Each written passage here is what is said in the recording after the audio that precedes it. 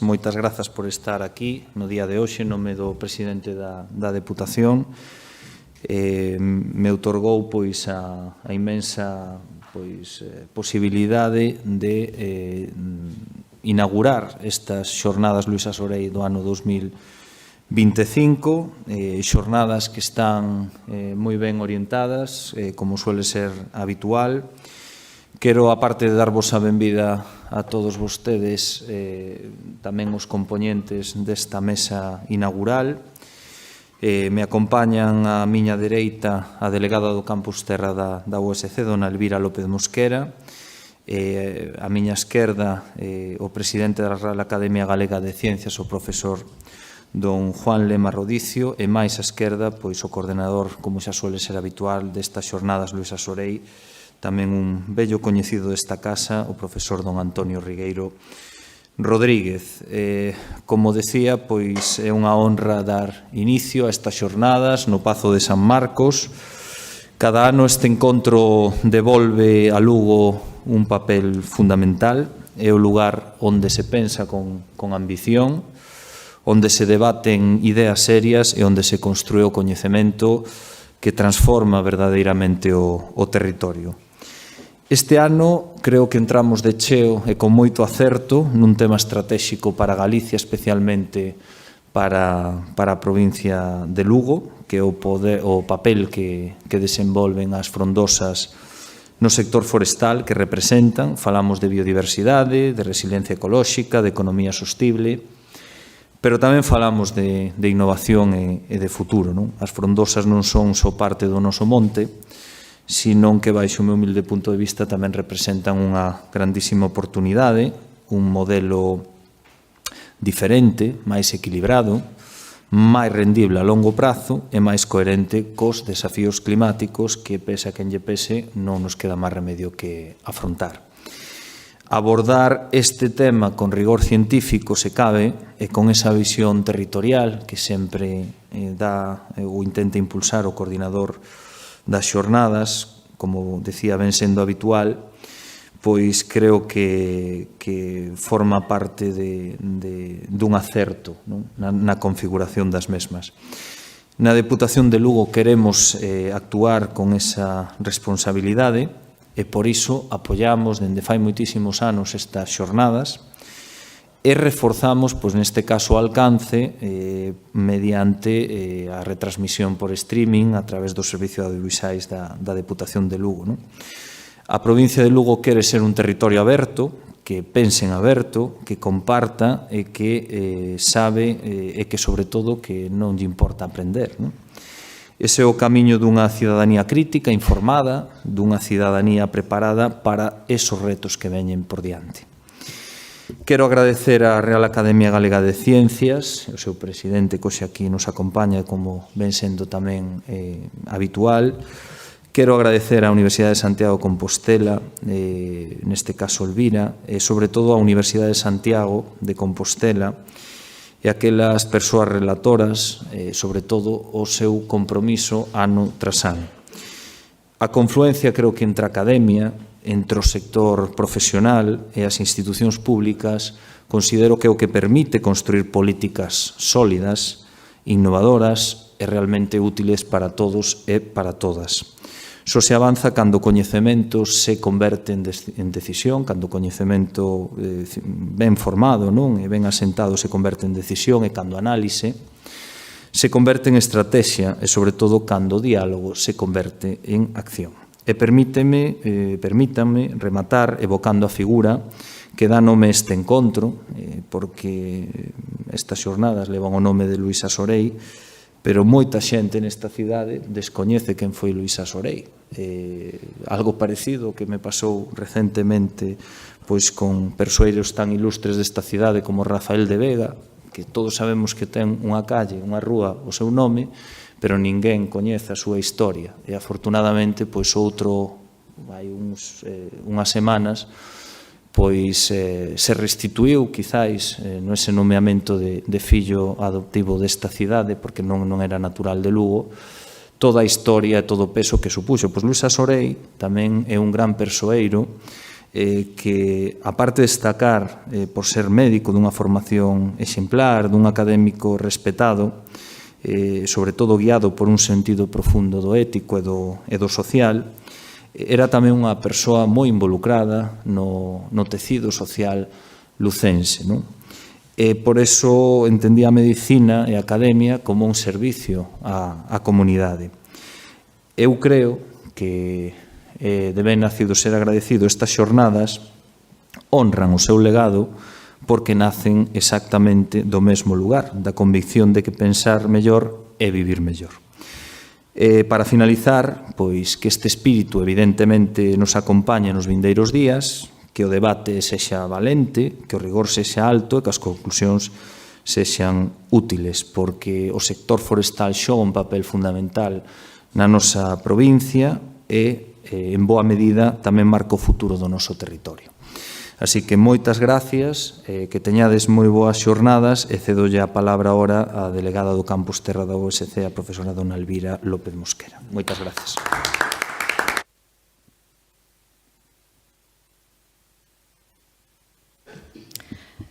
Boa tarde, perdón, estou un pouco afónica. Boa tarde, benvidos e benvidas a esta xornada da edición 36 do ciclo de conferencias Luís Asorei. En primeiro lugar, quero dar as grazas por convidarme a participar nesta apertura deste evento. Estou aquí en calidade de delegada do reitor para Campus Terra, que é o campus de especialización que temos en Lugo, un campus que está acreditado como tal, porque foi capaz de demostrar que somos, sí, un campus especializado, e está ubicado nesta cidade, en Lugo.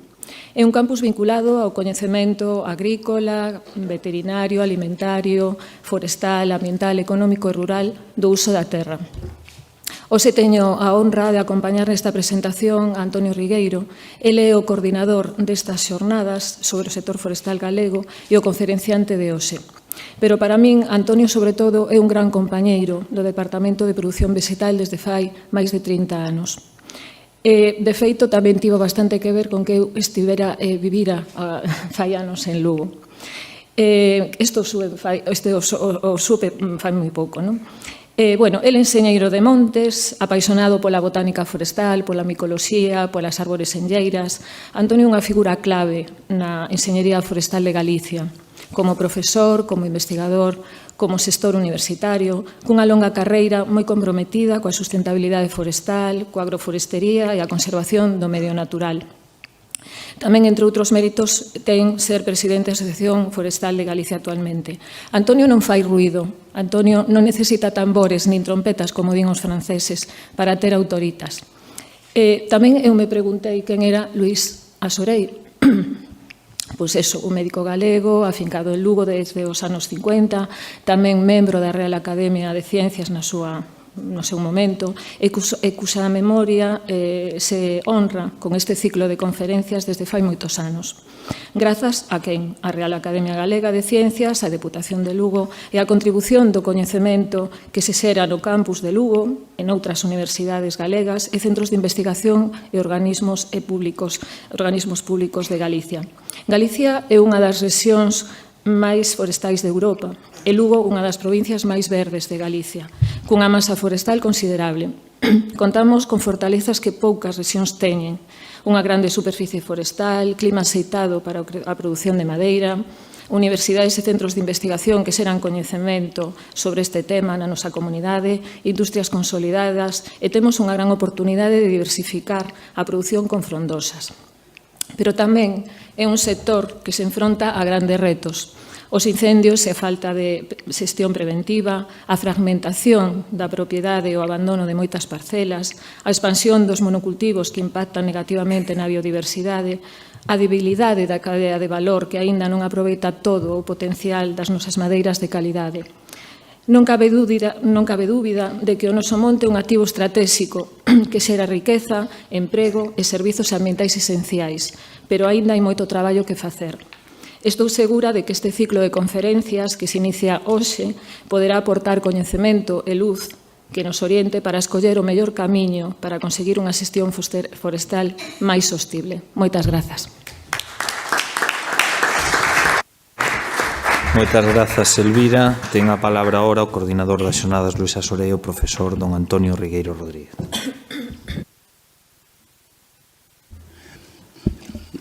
Boas tardes. Quero comezar saudando as persoas que me acompañan nesta mesa de inauguración das 36 ou da edición número 36 das xornadas Luís Asorei. Moitas gracias, señor deputado responsable de Promoción Económica e Social, presidente da Real Academia Galega de Ciencias, delegada do Campus Terra. Moitas gracias, Elvira, por as túas afectuosas palabras. Bueno, outra vez, boas tardes a todas e a todos. Moitas gracias por a vosa asistencia a esta nova edición das xornadas Luís Asorei. Temos máis de 100 persoas anotadas, inscritas. Moitos deles seguirán as xornadas por streaming, vía online, e queremos agradecer a Deputación de Lugo que nos permita facelo así, a través da súa fundación TIC, para que persoas que non poden asistir ou que viven noutras localidades e non poden desplazarse están interesadas nas xornadas porque poidan seguilas. Queremos tamén agradecer ao persoal, outro persoal da Deputación, de Conserxería, neste caso, que tamén ano tras ano nos acompaña durante estes días deste ciclo de conferencias. E o persoal da Escola Politécnica Superior, que fai a labor de intendencia, a labor de logística, de facer o seguimento, de control de asistencia, e tamén de estar en contacto para intentar que todo saia ben. En concreto, hoxe, temos a Divina como colaboradora da escola nas xornadas. Este ano, o día, normalmente as xornadas Luís Asorei eran 4 días, unha semana, luns, martes, mércores e xoves, e na semana seguinte 3 días, luns, martes e mércores. Este ano cambiamos un pouco o deseño da segunda semana e deixamos libre o día 25, polo que tanto serán luns, martes e xoves. E isto débese a que o día 25 é o día de loita contra a violencia de xénero nas mulleres, e outros anos, persoas que asisten habitualmente a este ciclo de conferencias, a estas xornadas, nos pediron que se era posible que deixáramos ese día libre para poder asistir, porque tamén querían asistir a outros actos e manifestacións que hai ese día. Incluso, normalmente, o día 25 tiñamos que trasladalas ao Salón de Actos da Escola, porque tamén este Salón de Actos vai estar ocupado con algún acto relacionado con esa conmemoración ou con esa celebración. Retornamos este ano aos temas agroforestais. Habitualmente, realmente este convenio entre a Academia Galega de Ciencias e a Deputación de Lugo, e, polo tanto, estas xornadas naceron con vocación de estar vinculadas ao Campus Terra, ao campus universitario de Lugo, e coa finalidade de divulgar, de facer transferencia de tecnoloxía sobre as actividades de investigación e de outro tipo que se están levando a cabo no noso campus. O ano pasado dedicámolas, o tema central, o tema xeral, foi alimentación, medio ambiente e saúde, e a verdade é que foi un título e un programa que tivo moi boa acollida, porque foi o ano que tivemos máis asistencia, máis inscritos nas xornadas. Como decía, este ano retornamos ao tema agroforestal, en concreto o tema forestal.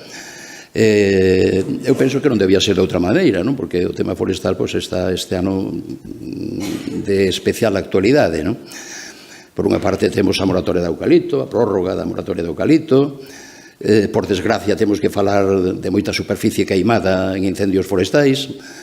Tivemos este ano, pois, o incendio, os dous incendios de maior extensión desde que temos estatísticas en relación con ese tema. Arderon nun incendio dos de Ourense, no do Larouco, 30.000 hectáreas, no da Mezquita 24.000. Está aí tamén o cambio climático que está afectando obviamente ao sector forestal, como está afectando a moitos outros sectores, non?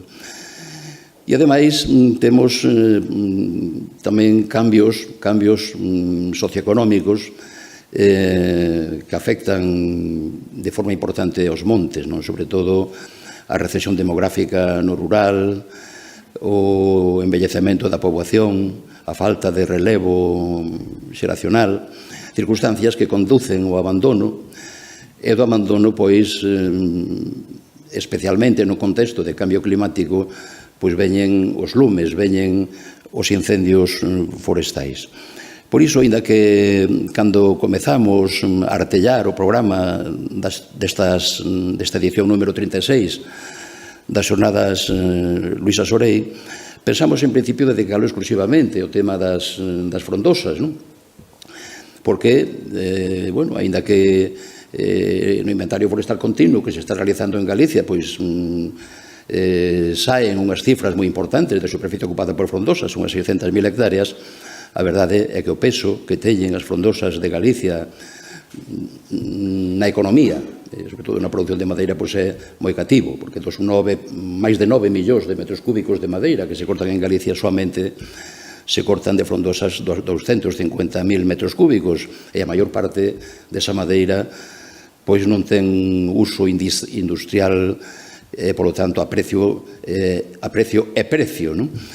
Se dedica, sobre todo, a biocombustible, é dicir, a queimar, a producir enerxía, e nos pensamos porque hai que ir dando pasos para que esa situación mude, para que esa situación cambie, e por iso dedicarlle unha parte importante destas xornadas ás frondosas. Pero, como decía, pois, dadas as circunstancias da actualidade, pois non podíamos deixar de tratar, aínda que sea un pouco por encima, pois outros temas, como é a moratoria, como son os incendios, como é a diversidade forestal, a diversidade de especies nos nosos montes, como é o cambio climático e a súa influencia nos montes e na produción forestal, e como é a sanidade forestal en xeral, e da que a sanidade forestal de Frondosa se tratará nunha conferencia específica, pero hai problemas sanitarios tamén de coníferas que están tendo unha incidencia moi grande nos últimos movimentos e na dinámica actual do sector forestal. Por iso, o programa sufriu algunha remodelación de última hora, sobre todo nesa primeira conferencia, pero esperemos que sexa para, de alguna maneira, enriquecer o que é o programa e o que contaremos nestas xornadas. Moitas gracias outra vez pola vosa asistencia.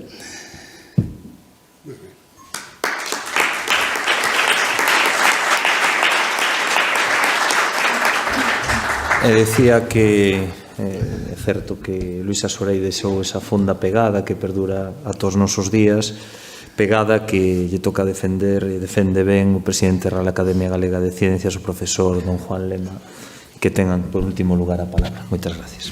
Bueno, pois boas tardes aos presentes, tamén que nos siguen o canal de YouTube. En realidade non teño máis que viño aquí a dar as grazas a Diputación por ter financiado durante tantos 36 anos estes programas de divulgación e análise e estudio tamén aquí en Lugo, sempre moi apegadas ao que son os intereses do Campus Terra, os intereses da provincia. A min asómbrame cada ano que o profesor Regueiro sexa capaz de buscar un tema atractivo. Sempre digo, bueno, que se lle va a ocurrir o ano que ven, porque xa hai tantos. Pero, bueno, sempre pois busca e atopa realmente temas do máximo interese.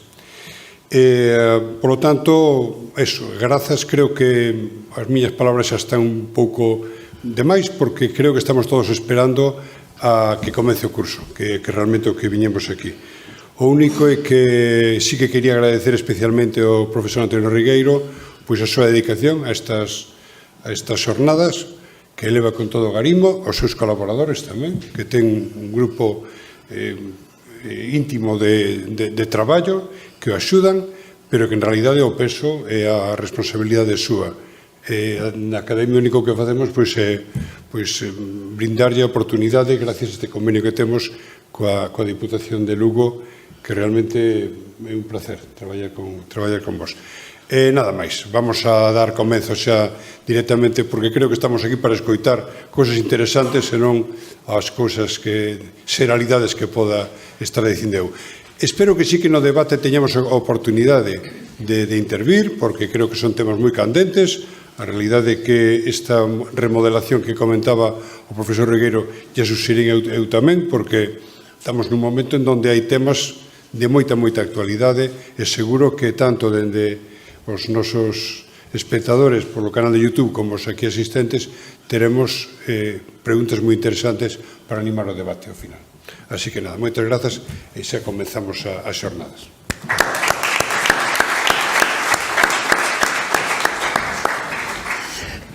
Moi ben, pois como comentaba, hoxe a inauguración, a primeira charla, vai a dala o profesor Antonio Rigueiro. Creo que completamente non é innecesario que o presente, pero sabemos que o profesor emérito do Departamento de Producción Vegetal, Proxectos de Enxeñería, na USC. Sabemos que foi e casi todo na Escola Técnica Superior de Enxeñeiros Agrónomos, na Escola Politécnica Superior, tamén no punto de xa máis aberto presidente da Asociación Forestal de Galicia. É un home con unha trayectoria académica moi amplia, moi destacada, con unha morea de tesis de doutoramento dirixidas, con unha escola detrás, pero sobre todo é unha persoa que eu creo que ten a súa obsesión para facer que a ciencia sexa útil, sexa de interese, que teñamos un retorno, se non inmediato, casi inmediato. É unha persoa con mentalidade moi enxeñeril, moi científica, pero sempre orientada, como digo, a resolver problemas, a analizar problemas e a poñer a toda a súa bonhomía en tratar de buscar solucións a problemas que non son nada fáciles. Este ano, efectivamente, o reto é importante, incrementar a produción das frondosas, que temos unha productividade moi baixa, pois é un reto que é interesante para todos nós. Así que, sin máis, lle damos unha cordial benvida ao profesor Antonio Rigueiro e vamos a aprender moito hoxe con él. Gracias.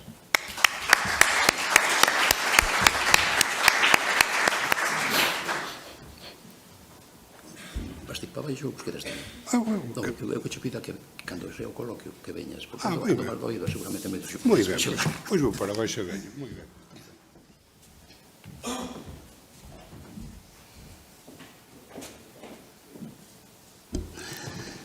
Bueno, pois imos dar comezo a esta primeira das conferencias desta edición das Xornadas Luís Asorei. A verdade que o tema que me corresponde tratar este ano é moi amplo. Eu creo que é obrigado tratalo polas especiais circunstancias, pola encrucillada na que se atopa o sector forestal galego na actualidade. Precisamente porque é moi amplo, eu fui preparando pois o PowerPoint, cheguei pois a unhas 120 ou 130 diapositivas, non? Entonces, dixe, pois, evidentemente, isto non pode ser, non? Porque non podemos estar ali hasta as 10 ou as 11 da noite. E entón, pois, tiña un PowerPoint, pois, eu creo que moi técnico, quizás demasiado técnico e demasiado científico, non? Para o que son estas xornadas, con moitas citas bibliográficas, moitos estudos científicos. E ao final optei por cortar polo sano e preparar unha conferencia pois máis divulgativa, máis facilmente, na que pode seguir todo o mundo, espero, sin ninguna dificultade, aínda que, bueno, tratando de non faltar o rigor técnico que sempre se debe exixir, non? O título, pois, bueno, é esa especie de caixón desastre, non? Os retos do sector forestal galego, cambio climático, incendios, moratoria do eucalipto. Aquí, pois, presento un catálogo, non? De problemas que ten na actualidade o sector forestal galego. Un sector forestal que é moi importante, entre outras razóns, porque dos 3 millóns de hectáreas que ten Galicia, aproximadamente 2 millóns de hectáreas, é dicir, 2/3 partes, é terreo forestal. É importante pola superficie que ocupa, sin dúbida. Pero, ademais, algunhas comarcas galegas están consideradas as de maior productividade forestal de Europa. E Galicia produce, en Galicia medra, hoxe xa máis da metade da madeira que se corta anualmente en Galicia. Temos en Candeleiro a moratoria do eucalipto. Hai un borrador da lei de acompañamento dos orzamentos da Xunta de Galicia para o ano 2026 que contempla unha prórroga da moratoria do eucalipto ata o ano 2030 con algunhas excepcións. Ademais, precisamente hoxe rematou o período de alegacións a ese borrador de lei e pode haber pois algunha modificación todavía. De feito, o presidente da Xunta manifestaba estes días que estaba disposto a acoller algunhas alegacións, algunhas suxerencias de modificación dese borrador. O cambio climático, inda que siga habendo escépticos, pois tamén sigue aí. Eu creo que cada vez nos imos convencendo máis, e incluso nos imos convencendo de que parece que vai máis rápido do que din as proxeccións e modelos matemáticos que se fixeron. Os incendios forestais, pois, bueno, xa comentaba antes, está no ánimo de todos, seguro, pois que está sendo un gran problema, e este ano foi especialmente dramático, porque, bueno, arderon tamén nos do ano 2022, arderon povos, non? Pero este ano arderon máis povos, arderon granxas, arderon viñedos, incluso bosques que habitualmente paran o lume ou é máis difícil que ardan, como soutos e carballeiras, pois tamén este ano pois foron arrasados, en algúns casos, por eses lumes salvaxes. Afortunadamente, pois temos que non houbo danos persoais e falecementos, se houbo feridos, non? Pero, en algún caso, pois os que tiñan que loitar contra o lume, non? As brigadas de extinción de incendios, pois víronse incapacitados, non? E viron que intentar detelos pois era xugarse a vida, e entón, pois simplemente o único que optaron pois foi por deixalos hasta que eles por si mesmos se extinguiran ou mediante algunha aplicación de fogo técnico, de contralumes, para tratar de frealos. A diversidade forestal, referíndonos á diversidade de arboredo nos montes galegos, aínda que temos, como decíamos, pois unha superficie importante de frondosas e con un inventario forestal continuo, pois o noso sector forestal, desde o punto de vista económico e de produción de madeira, sigue dependendo exclusivamente de pinos e de eucaliptos. O que ten problemas pode ter problemas importantes, e de feito, algún deses problemas os estamos sofrindo actualmente. O xa endémico minifundio, en algunhas comarcas microfundio de Galicia, pois tamén está afectando de forma importante, non? E evitando ou dificultando unha xestión técnica axeitada dos nosos montes. Precisamente unha conferencia deste ciclo ou destas xornadas pois vai dedicada a ese tema, non? Como se pode tratar de superar a través das agrupacións forestais de xestión conxunta esa estrutura minifundista da propiedade no rural galego. A demografía, a falta de relevo xeracional, abandono, pois tamén está aí. A sanidade forestal pois é un gran problema, en parte agravado polo cambio climático. E é necesario, sin dúbida, pois, investigación aplicada ao sector forestal para tratar de ir superando todos eses problemas que ten plantexados, non? Actualmente é especialmente necesaria a investigación para conseguir plantas resistentes ás doenzas que están arrasando, por exemplo, as masas de piñeiro insigne, como é a banda marrón. Comezamos pola prórroga da moratoria do eucalipto, un tema pois de candente actualidade, sen dúbida, non? Bueno, como saben, no ano 2001, a Xunta de Galicia,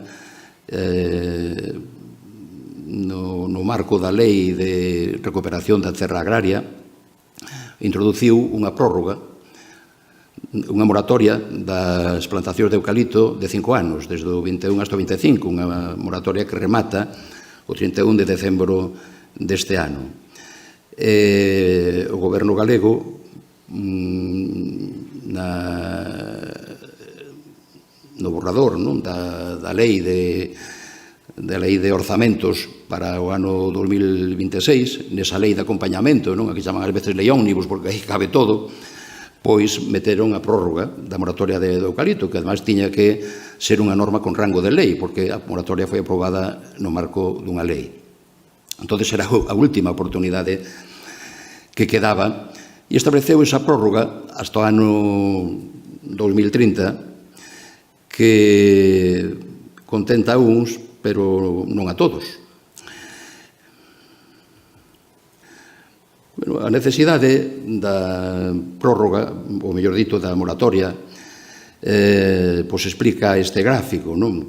Poden ver como foi evolucionando nos últimos inventarios forestais a superficie ocupada por piñeiro do país, Pinus pinaster, que é a liña que está máis arriba, non? Unha cor como azul, non sei se se ve como azul ou como verde escura, do eucalipto, que é a liña azul ascendente, e de piñeiro insigne, que é a liña verde máis clara, que está abaixo. Entón, vemos que o eucalipto se iba disparando dunha forma alarmante, o piñeiro do país caendo tamén dunha forma alarmante, e o piñeiro radiata, máis ou menos manténdose, non?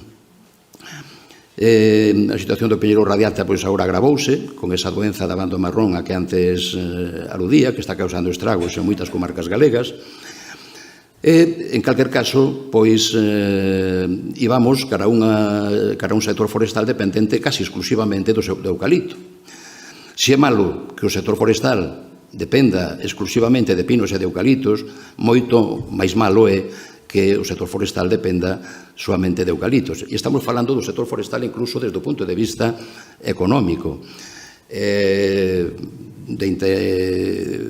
rendibilidade non para os propietarios, sin meternos xa en temas ecolóxicos, de prevención ou de perigo de incendios, ou de paisaxe, en fin, outros aspectos que, de alguna maneira, o monocultivo pon sempre sobre a mesa. Entón, bueno, eu entendo que a moratoria do eucalipto, cando se estableceu no ano 2021, tiña toda a razón de ser. A situación actual é a que se reflexa aí nese cadro, que foi presentado hai uns días, a semana pasada, nunha xornada en Santiago na que se expuxeron os datos do ano 2024 do Inventario Forestal Continuo de Galicia.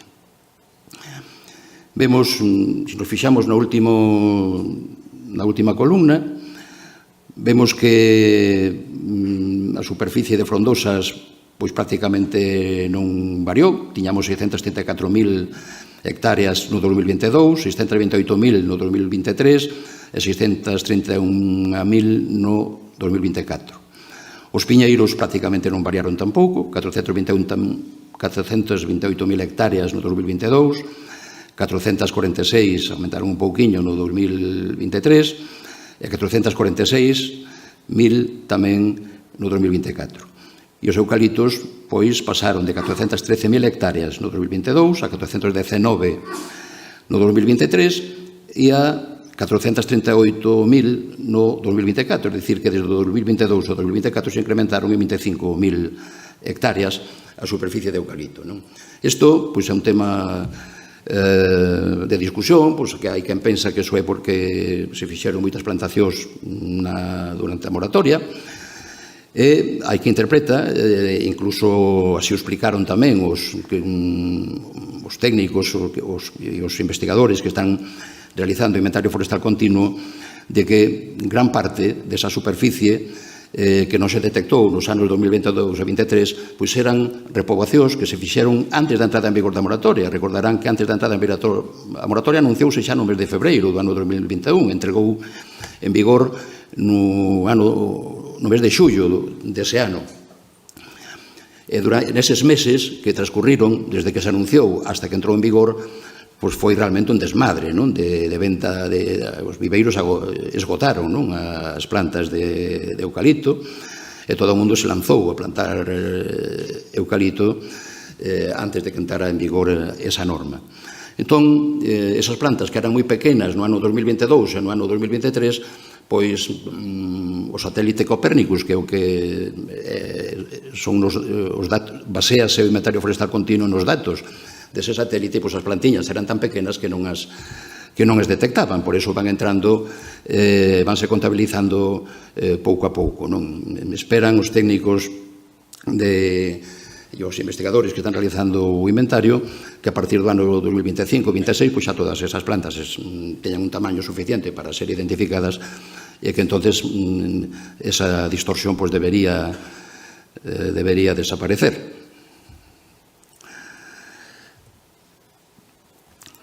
Como comentaba antes, as vendas de madeira de Galicia en montes privados, en Galicia pois vendese madeira sobre todo de montes privados, porque somente o 2% do monte galego é de propiedade pública. Pois deses máis de 9 millóns de metros cúbicos con casca, pois 5,3 millóns corresponden a eucaliptos, 3,5 a frondosas, 3,5 a coníferas e somente 254.000 metros cúbicos a frondosas. Estes son os datos do ano pasado, do ano 2024. Entonces, vemos que é un sector que está dependendo exclusivamente de eucaliptos e de coníferas, sobre todo das coníferas, sobre todo de piñeiros, e iso, pois, non é desexable, deixando, como decía antes, aparte problemas de tipo medioambiental e paisaxístico, pois, desde o punto de vista tamén económico e de produción forestal, non? Porque que sucede se aparecen doenzas, enfermedades que afectan os eucaliptos, que afectan as coníferas, como xa os temos riba da mesa, e previsiblemente co cambio climático irán en aumento. Ou que sucede se baixa o prezo de algunha desas madeiras, de eucaliptos ou de pino, pois o sector forestal pois se funde na miseria, non? Estes días estáse falando, estas semanas estáse falando de problemas tamén nas industrias que traballan cuxa materia prima é eucalipto, por exemplo, Navigator, Altri de Portugal ou a mesma Ence de Galicia e Occidente de Asturias. Pois imagínense o que sucedería se esas industrias desaparecen. O reparto da madeira que se vende en Galicia, pois o Eucalyptus nitens xa superou o Eucalyptus globulus, o 29% da madeira comercializada en Galicia no ano 2024 é de Eucalyptus nitens e o 26% de Eucalyptus globulus.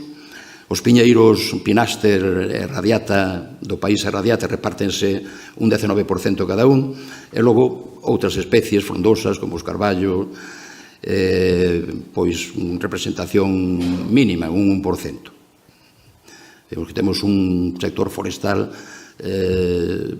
moi desequilibrado.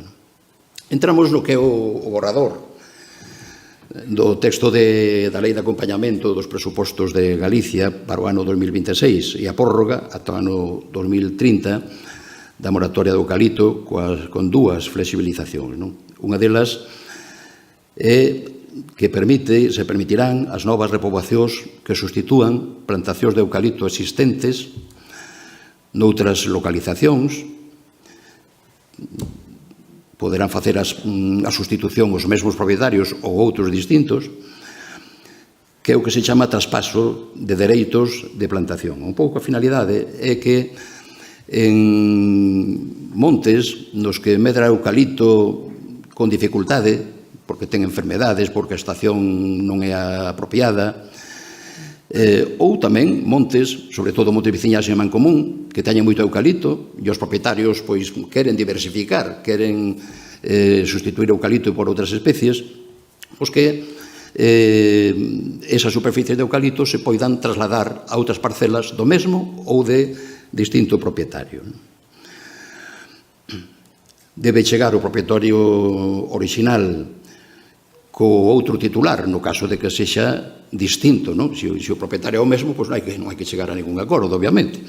Pero se son propietarios distintos, teñen que chegar a un acordo que teñen que asinar, presentalo ante a Xunta para solicitar autorización, e a autorización otorgarase nun prazo de 3 anos, un prazo longo para que dé a tempo a que na parcela na que van a desaparecer os eucaliptos se faga a plantación de pinos ou frondosas, porque esa é a condición, que de onde sae o eucalipto se plantarán pinos ou frondosas e na parcela de destino pódese plantar unha superficie equivalente ao 75%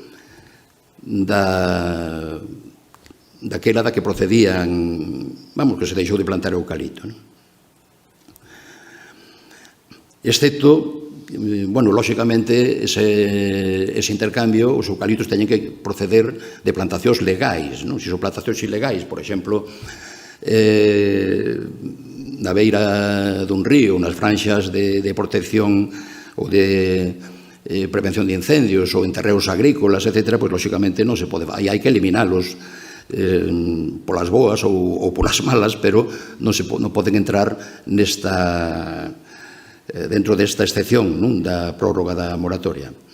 No caso de que sexan plantacións de área de natura, pois permítese a plantación do 100%, non só do 75%, que é o normal, sino que no caso de que a plantación proceda de área de natura, onde se pretende eliminar o eucalipto, pois entonces permitirase que a nova plantación sexa o 100% da superficie originaria, un pouco para estimular, para favorecer, para incentivar o cambio de especie na rede natura. Nos últimos anos temos tamén un problema sanitario moi importante no piñeiro insigne, no piñeiro radiata, a banda marrón, que vimos convivindo desde aí xa uns 30 ou 40 anos coa banda vermella, que producen os fungos do Cistroma pini e do Cistroma septosporum, que é unha doenza que pon as acículas do piñeiro un pouquiño vermellas, dalle ben o nome, ou despois un pouquiño marrós, pero hai algo de pérdida de acículas, algo de merma do crecemento, pero non mata as árbores. Pero desde hai uns anos, 4 ou 5 anos, entrou en Galicia, eu creo que pola zona da Fonsagrada, procedente de Asturias, a banda marrón, que produce o fungo lecanóstica acícola, que chega a arrasar. Hai zonas nas que os piñeiros morren e secan, pero, ademais, con bastante rapidez. E por iso, nesa prórroga da moratoria se establece outra excepción, a posibilidade de repobar con eucaliptos en masas de piñeiro insigne gravemente afectadas pola banda marrón. As condicións son que se elimine totalmente o piñeiral afectado polas bandas e permítese plantar un 50% da superficie onde estaban os piñeiros con eucaliptos, e outro 50% hai que plantalo con coníferas ou frondosas. E a plantación de eucaliptos autorízase por unha única quenda de corta, e enténdese que será unha corta das habituais, é dicir, para pasta de papel, que é para o que se utiliza casi toda a madeira de eucalipto que se corta en Galicia. E esa quenda de corta para pasta de papel pois vai estar entre 12 e 15 anos. Evidentemente, espérase que neses 12 e 15 anos se faga a investigación para conseguir novas especies que sean de utilidade e que poidan adaptarse para repoboacións forestales en Galicia e que non teñan tantos problemas sanitarios como os que temos actualmente. Lóxicamente é necesario justificar a gravidade da afección da banda marrón. Ese é un tema que supoño que se debaterá e se aprobará nuns regulamentos de aplicación destas excepcións ou flexibilizacións. Estímase, según a Consellería de Medio Rural, que temos unhas 30.000 hectáreas de piñeiro insigne gravemente afectado pola banda marrón. Bueno, que hai uns interrogantes que plantexa, pero non me entrar neles por non estenderme demasiado. E, bueno, fora destas dúas excepcións, pois rexirá durante os próximos 5 anos a moratoria tal como se aprobou no ano 2021, é dicir, que solamente poderán plantar eucaliptos aquelas persoas que xa teñen eucaliptos. Poden cortar e volver plantar. Pero, donde non hai eucaliptos, solamente se poderán plantar nestas dúas circunstancias que acabo de comentar. O cal puxera, evidentemente, unha situación de agravio, unha situación de injusticia, non? Porque os que teñen eucalipto poden seguir tendo, poden seguir plantando, poden seguir aproveitando, tendo os seus beneficios, sendo a especie máis beneficiosa desde o punto de vista económico que temos actualmente no Monte Galego. E porque os que non o teñen non o van a poder ter, a non ser que poidan acollerse a estas dúas excepcións. Estes son os mapas onde temos actualmente Eucalyptus globulus, Eucalyptus nitens e Pinus radiata, porque poños porque son as zonas onde realmente se van a poder facer eses intercambios, dos que falábamos, dos que contempla a prórroga. Cambiamos de tema, o cambio climático.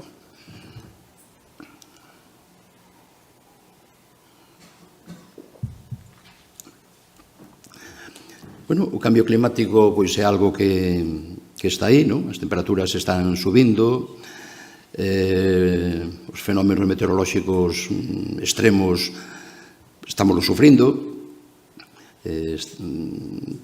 Este ano tivemos unha das secas, dos períodos de seca máis longa, que se recorda. Tivemos un período de altas temperaturas totalmente anómalo para o que é Galicia. Sufrimos tamén as consecuencias en incendios forestais. Pero, bueno, cambios climáticos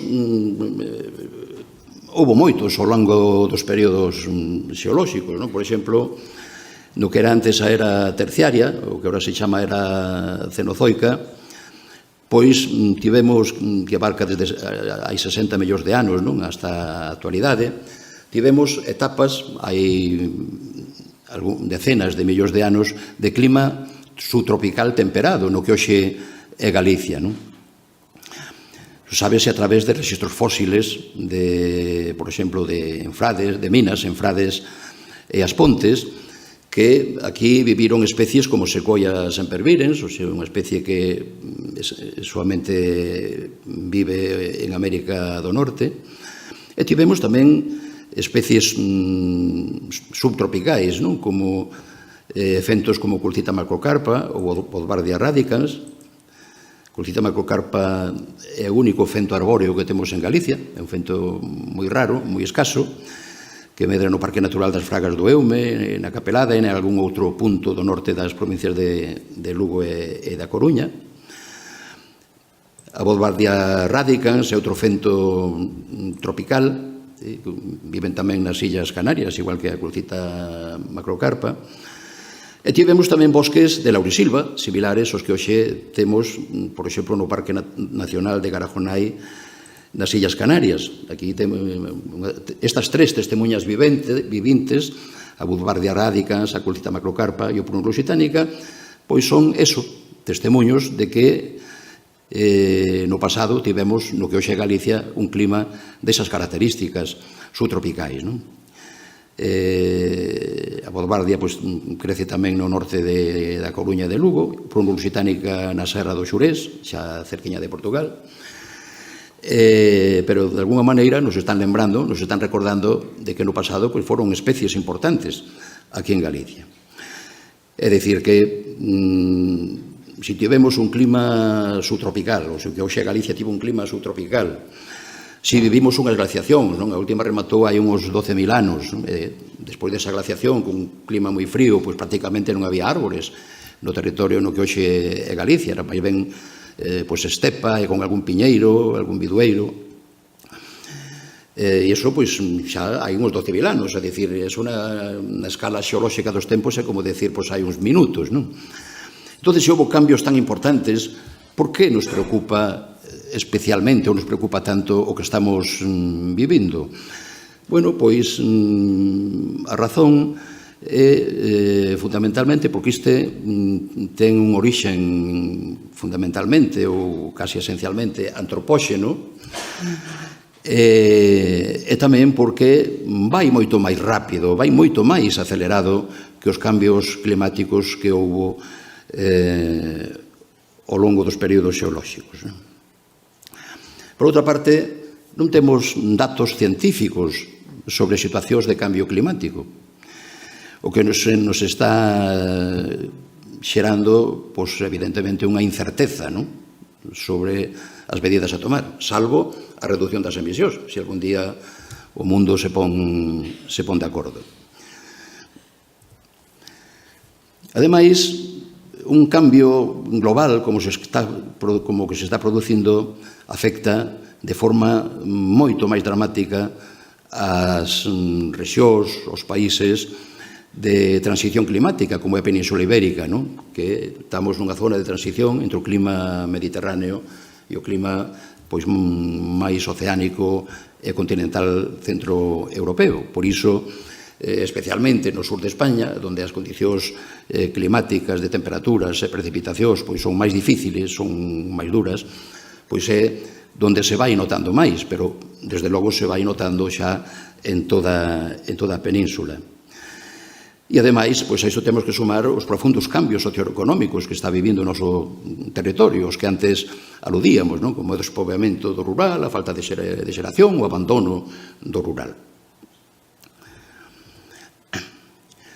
Algúnas anotacións e observacións que están, eu penso, no ánimo de todos, porque todos temos, de alguna maneira, as nosas justificacións ou os nosos razoamentos para explicar que algo está pasando co clima. Esas expresións como en Lugo, que antes hai 40 ou 50 anos nevaba 3 ou 4 veces de forma intensa e agora non vemos a neve.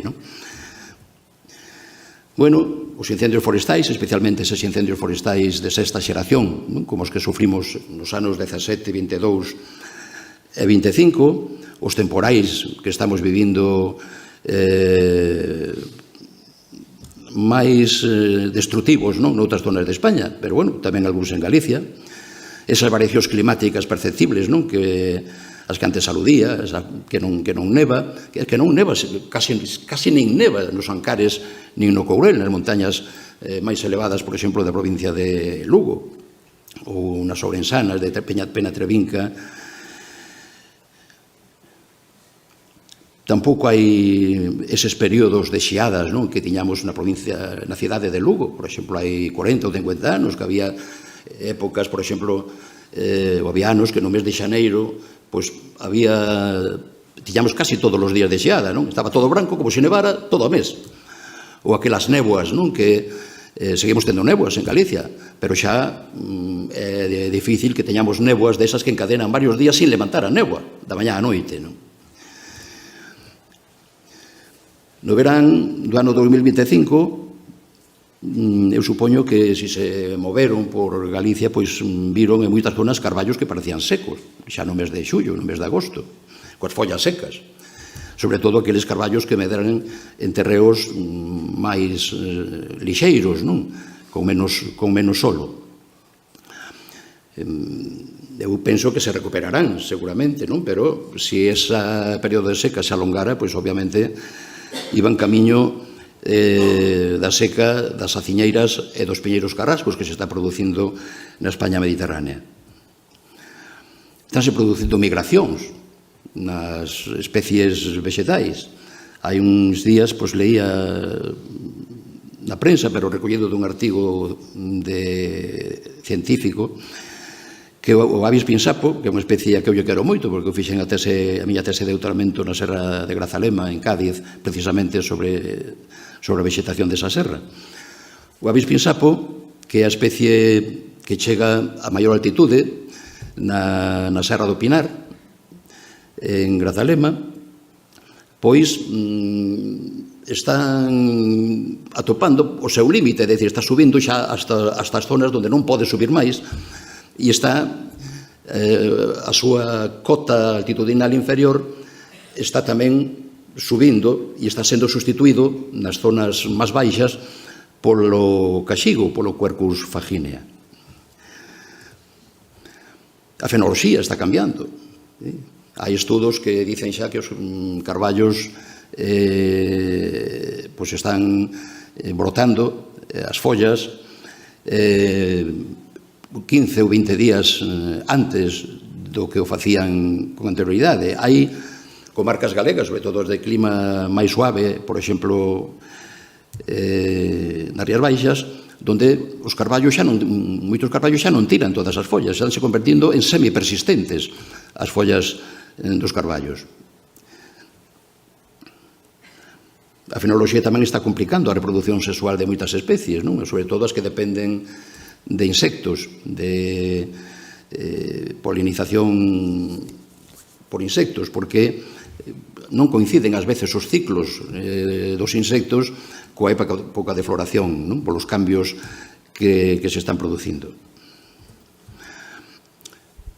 Están aumentando as especies invasoras. Moitas especies, por exemplo, utilizadas en parques e xardís, con estes cambios climáticos, pois encontranse con climas moi favorables para vivir fora dos recintos nos que se introduciron, nos que se plantaron como especies ornamentais.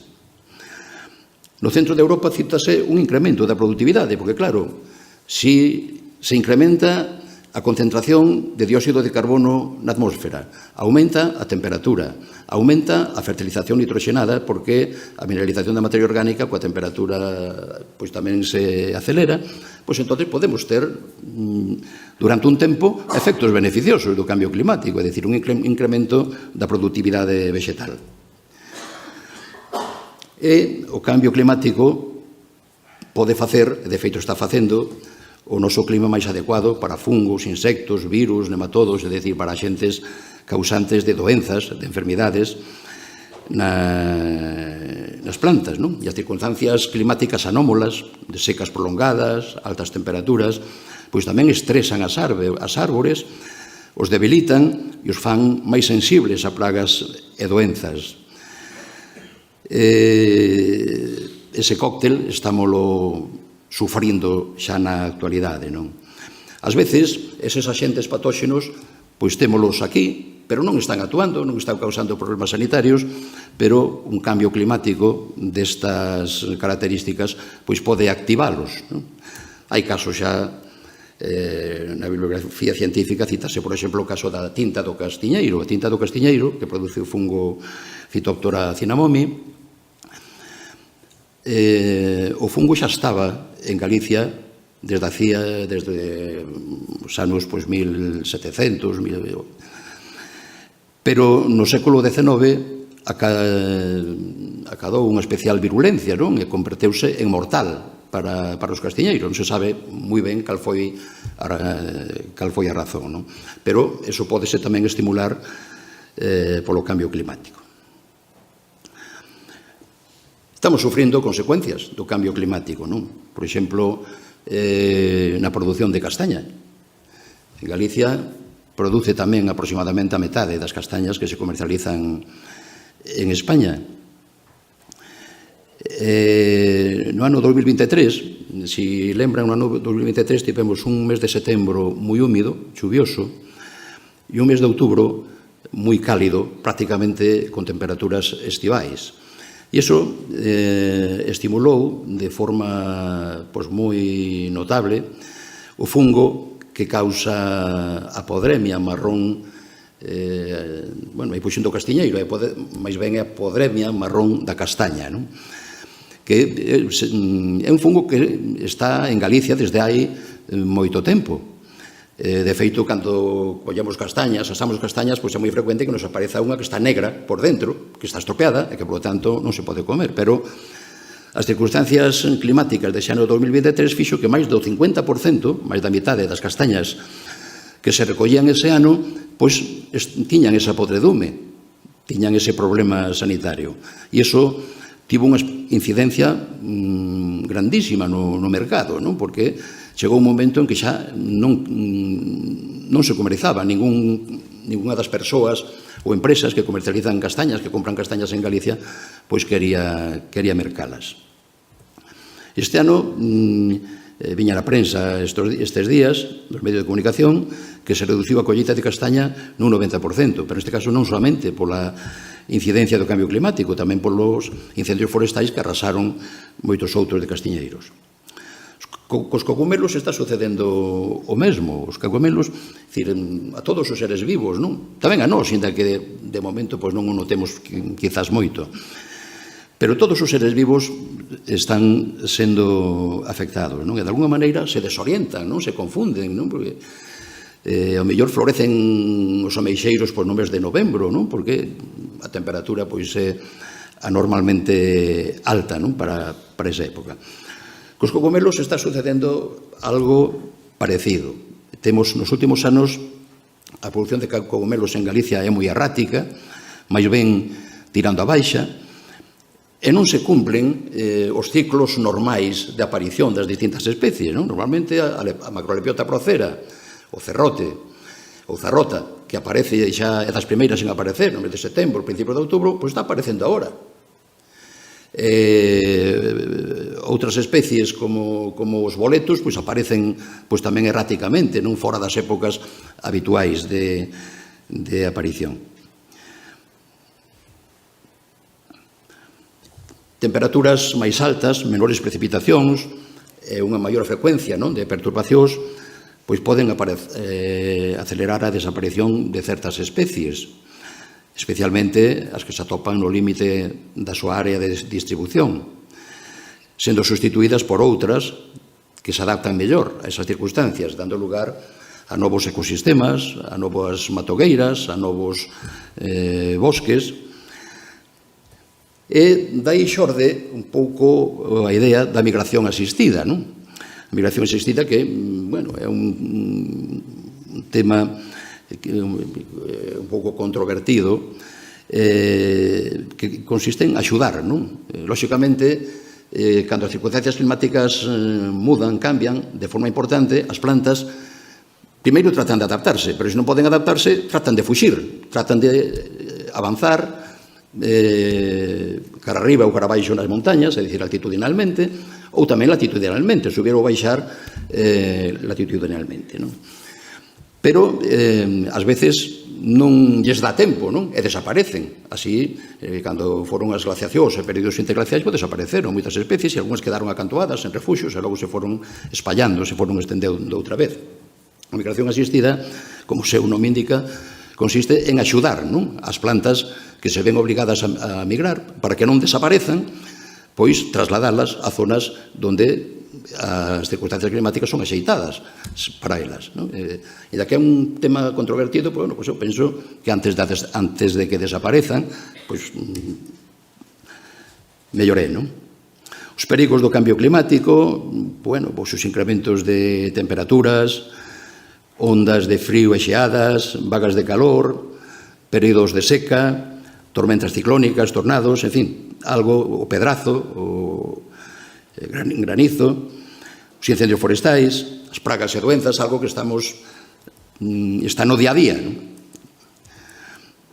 E os principais impactos do cambio climático nos bosques son a reducción de crecemento, en algúns casos a mellora do crecemento, non? Por exemplo, en Centro Europa, en algunhas especies, como antes comentaba, o debilitamento das masas forestais, problemas coa regeneración sexual, a veces por incompatibilidade fenolóxica dos insectos polinizadores coa floración, polos cambios fenolóxicos, maior frecuencia e intensidade dos incendios, máis perdas de solo por erosión, consecuencia dos incendios, danos causados por vendavais e tormentas, maior gravidade e frecuencia de pragas e doenzas, e alteración da estrutura e a composición das comunidades vegetais.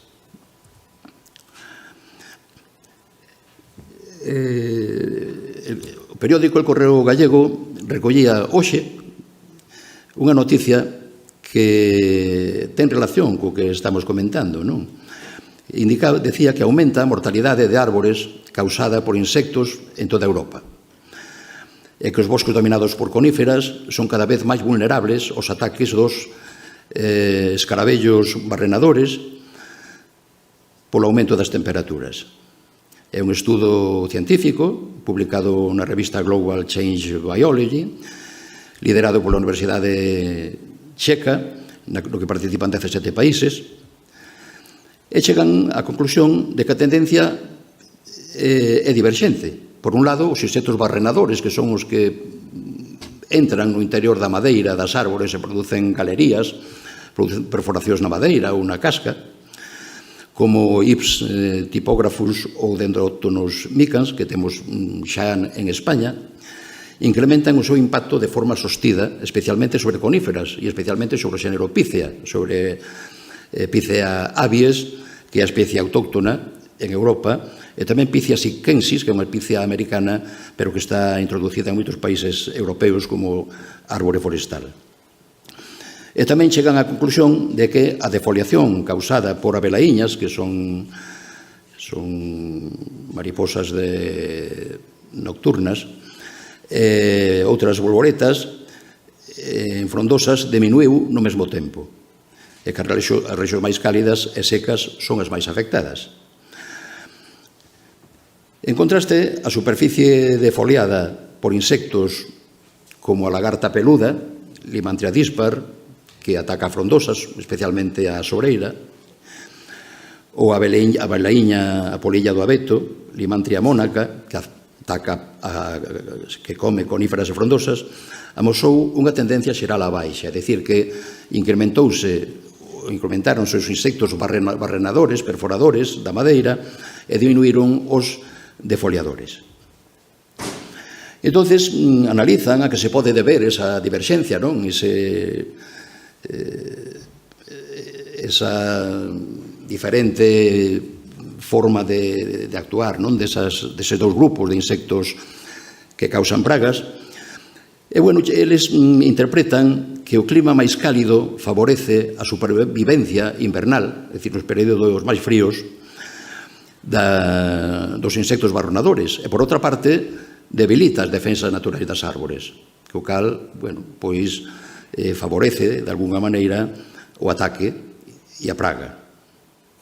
De feito, din que se detectaron dous picos significativos da mortalidade coincidindo con grandes secas europeas nos anos 2003 e non me acordo cal é o outro, porque se me escapou dai.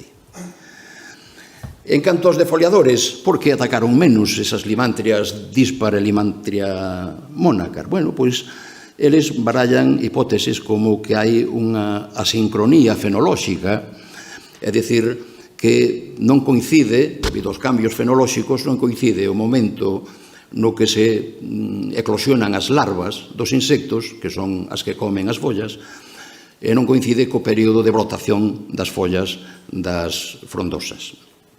E tamén barallan outra hipótese, e é que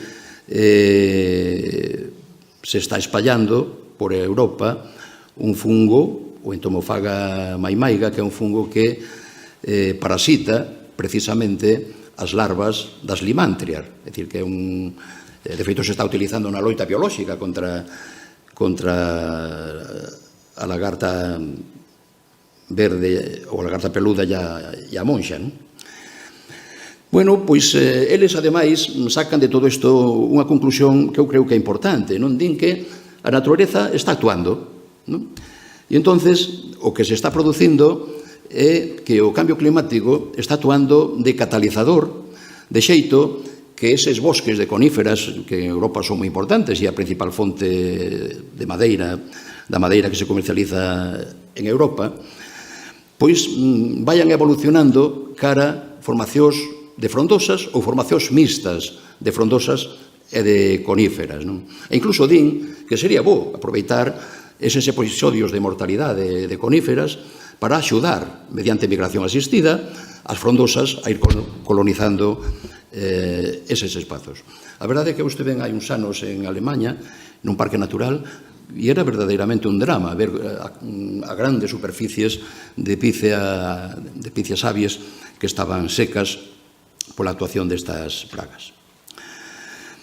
E para rematar este apartado, algunhas medidas de adaptación que podemos aplicar a ecosistemas forestais, bueno, pois incrementar o vigor das masas forestais, por exemplo, facendo claras, facendo fertilizacións, pensando, por exemplo, nas masas forestais de repoboación, non? Que son as que temos máis abundantes en Galicia. Non?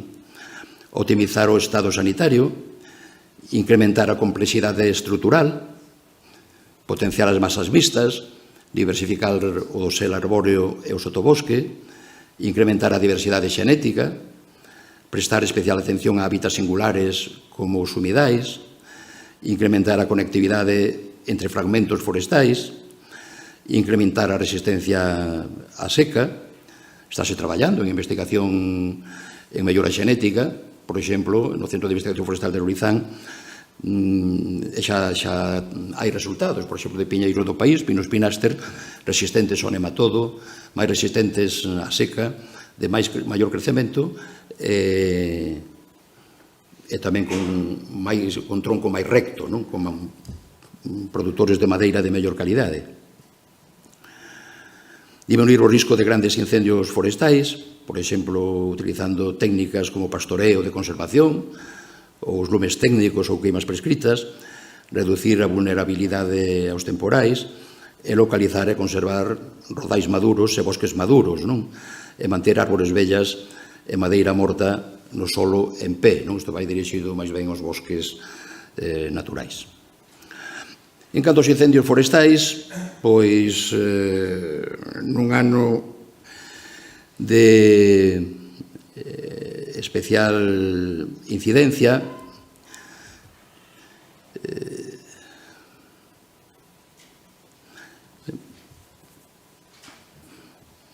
en Galicia as primeiras evidencias do lume provocado polo home datan do Mesolítico, non hai entre 8.000 e 6.000 anos, e desde que temos datos estatísticos fiables, desde o ano 1976, pois por aí xorden tiñamos uns 3.000 incendios por ano, pero queimábanse superficies importantes, non? Que no ano 1989, tristemente célebre, porque foi o ano ata a actualidade no que ardeu máis superficie en Galicia, unhas 200.000 hectáreas. Precisamente dese ano terrorífico pois derivou a creación do Plan de Prevención e Defensa contra os Incendios Forestais en Galicia, o PLADIGA, no ano 1989 e 90, non? E na década dos 90, pois, houve moitos incendios, entre 10.000 e 12.000 incendios por ano, teñamos a mitad dos incendios que se producían en España, pero a superficie queimada foise reducindo, non? Porque o PLADIGA pois supuxo un investimento moi grande en extinción, sobre todo en extinción de incendios, e entonces acudíase moi pronto aos focos onde se iniciaban os lumes, e para parar un lume é esencial acudir pronto, non? Cando xa está moi extendido, pois é moito máis difícil apagalo, como é lóxico. Ese foi o gran éxito do PLADIGA, non? E do gran investimento que se fixo e se fai en Galicia en extinción de incendios forestais. Acudir antes e, polo tanto, ainda que había moitos lumes, moitos focos, pois que se queimara moi pouca superficie. A partir do ano 2010 diminúe o número de incendios, actualmente debe andar sobre uns 2.000, ou entre 2.000 e 3.000 lumes por ano, e tamén diminuiu considerablemente a superficie arrasada polos lumes, ata estes últimos anos, non? Cando aparecen estes incendios chamados de sexta xeración, dificilmente abordables, que son moi perigosos incluso para as persoas que están tratando de apagalos, e que se levan por diante povos, instalacións agrogandeiras, cultivos como os viñedos, soutos, en fin, o que se lles poña por diante. Temos 97 parroquias de alto risco, casi todas na provincia de Ourense, e hai zonas tamén de baixo risco, como as Mariñas Lucense, a Terrachá, a zona de Ordes, en Bergantiños. E normalmente os focos de lume, ou onde hai máis lumes, sitúense sobre todo no sur de Galicia, influindo o clima, máis seco, máis altas temperaturas, o terreo improdutivo, o abandono, o despoboamento e o pastoreo desordenado. Este é un gráfico do Pladiga que reflexa a evolución do número de incendios e da superficie queimada desde o ano 1976. E vemos que nos anos 90 pois non moitos incendios, pero moita superficie queimada. A partir do Pladiga dos anos 89, do ano 90, moitos incendios, pero vai ser reducindo a superficie queimada. E así, esa tendencia sigue ata a actualidade. Por exemplo, no ano 2004, que é o último que reflexa, que recolle este gráfico, pois tivemos uns 500 lumes e queimouse moi pouquiña superficie. Desgraciadamente, compensouse co ano seguinte, co ano actual. A Xunta de Goberno da Asociación Forestal de Galicia, nunha reunión monográfica sobre os incendios forestais deste ano, chegou ás seguintes consideracións, que compre investir moito máis en prevención, non dedicarse solo ou casi exclusivamente á extinción, e deseñar grandes áreas de defensa estratégicas, as devasas tradicionais, os cortalumes tradicionais, fronte a estes lumes tan grandes e tan violentos, pois non serven para nada. E é necesario establecer plans de prevención nas áreas de maior valor natural. Temos que protexer aquilo máis valioso que temos nos nosos montes. E unha vez demostrada a eficacia como técnicas de prevención de incendios do pastoreo e das queimas prescritas, o lume técnico, o lume preventivo, o lume ecolóxico, pois cumpriría fomentar o seu uso, facilitando a súa utilización por parte da Administración, que é moi restrictiva, sobre todo co uso do lume, e buscando a colaboración da propiedade forestal e formando pastores especialistas nesas queimas, como se fai noutras comunidades autónomas. Bueno, desde logo, en canto á prevención, parecenos tamén importante mellorar as medidas de sensibilización social e tamén medidas policiais e xudiciais, con castigos exemplares para os incendiarios, especialmente para os que son reincidentes. Vos ter en conta que agora xa non soamente nos estamos xogando que ardan os pinos, que ardan os eucaliptos, que ardan os matogueiras, e que está habendo perdas humanas. Por exemplo, este ano en Castela e León, hai uns anos en Galicia, non digamos en Portugal, no ano 2017, están ardendo vivendas, estánse queimando povos. Bueno, por outra parte, tamén se considerou nesa reunión que é difícil manter as franxas de xestión da biomasa, referíndose especialmente ás franxas secundarias, esas que están alrededor dos núcleos de poboación, e que é moi importante, non? O primeiro que hai que protexer fronte ao lume son as persoas e as súas vivendas, non os povos, os seus núcleos de poboación. E, polo tanto, hai que facer prevención nos alrededores dos povos. Pero é problemático, porque pola fragmentación da propiedade en Galicia, moitas veces son parcelas pequenas as que é difícil conseguir empresas que vayan a facer o traballo de desbroce. Ademais, o calendario é que o 30 de maio teñen que estar limpas esas franxas secundarias. Entonces, coincide unha gran demanda de empresas de servizos de desbroce no tempo, nos meses de abril e maio. Entonces, non hai suficientes desbrozadoras para facer eses traballos. E logo tamén se acordou propoñer, porque isto propuxose tamén a Xunta de Galicia de cara á nova lei de incendios, non? Que algún día sairá, non? Ainda que hai xa 2 ou 3 anos que se está falando dela. Pois que esas franxas de protección de xestión secundaria da biomasa que se midan a partir das vivendas, non? A partir do perímetro das vivendas, non? A partir do perímetro da delimitación de zona urbana ou núcleo rural, porque eso xera agravios, porque hai concellos que realmente a delimitación de solo urbano coincide prácticamente co pobo, coas casas habitadas no pobo, é moi pouquiño máis, non? E noutros aumentaron moito esa superficie para poder cobrar máis no IBI ou consideralos como solares, non? Entón, se non se fai desde o perímetro das casas, pois dunhos concellos a outros, pois a superficie, hai moita diferencia de superficie, o cal xera tamén un agravio comparativo para os propietarios forestais que teñen que facer ese labor. E tamén se pediu que a altura máxima permitida da vegetación de patogueira herbácea nesas franxas de protección pois non sexa moi baixa, non creo que actualmente son 10 centímetros. Eso, se nos queremos ater á norma, pois obligaría, en moitos casos, e algúns anos, a desbrozar, ter que limpar 2 ou 3 veces no ano, non? Para poder cumplir a norma. Nos pensamos que unha altura de 40, 50 centímetros pois é perfectamente asumible para que, se houbera un lume, as brigadas de extinción poidan actuar sin problemas.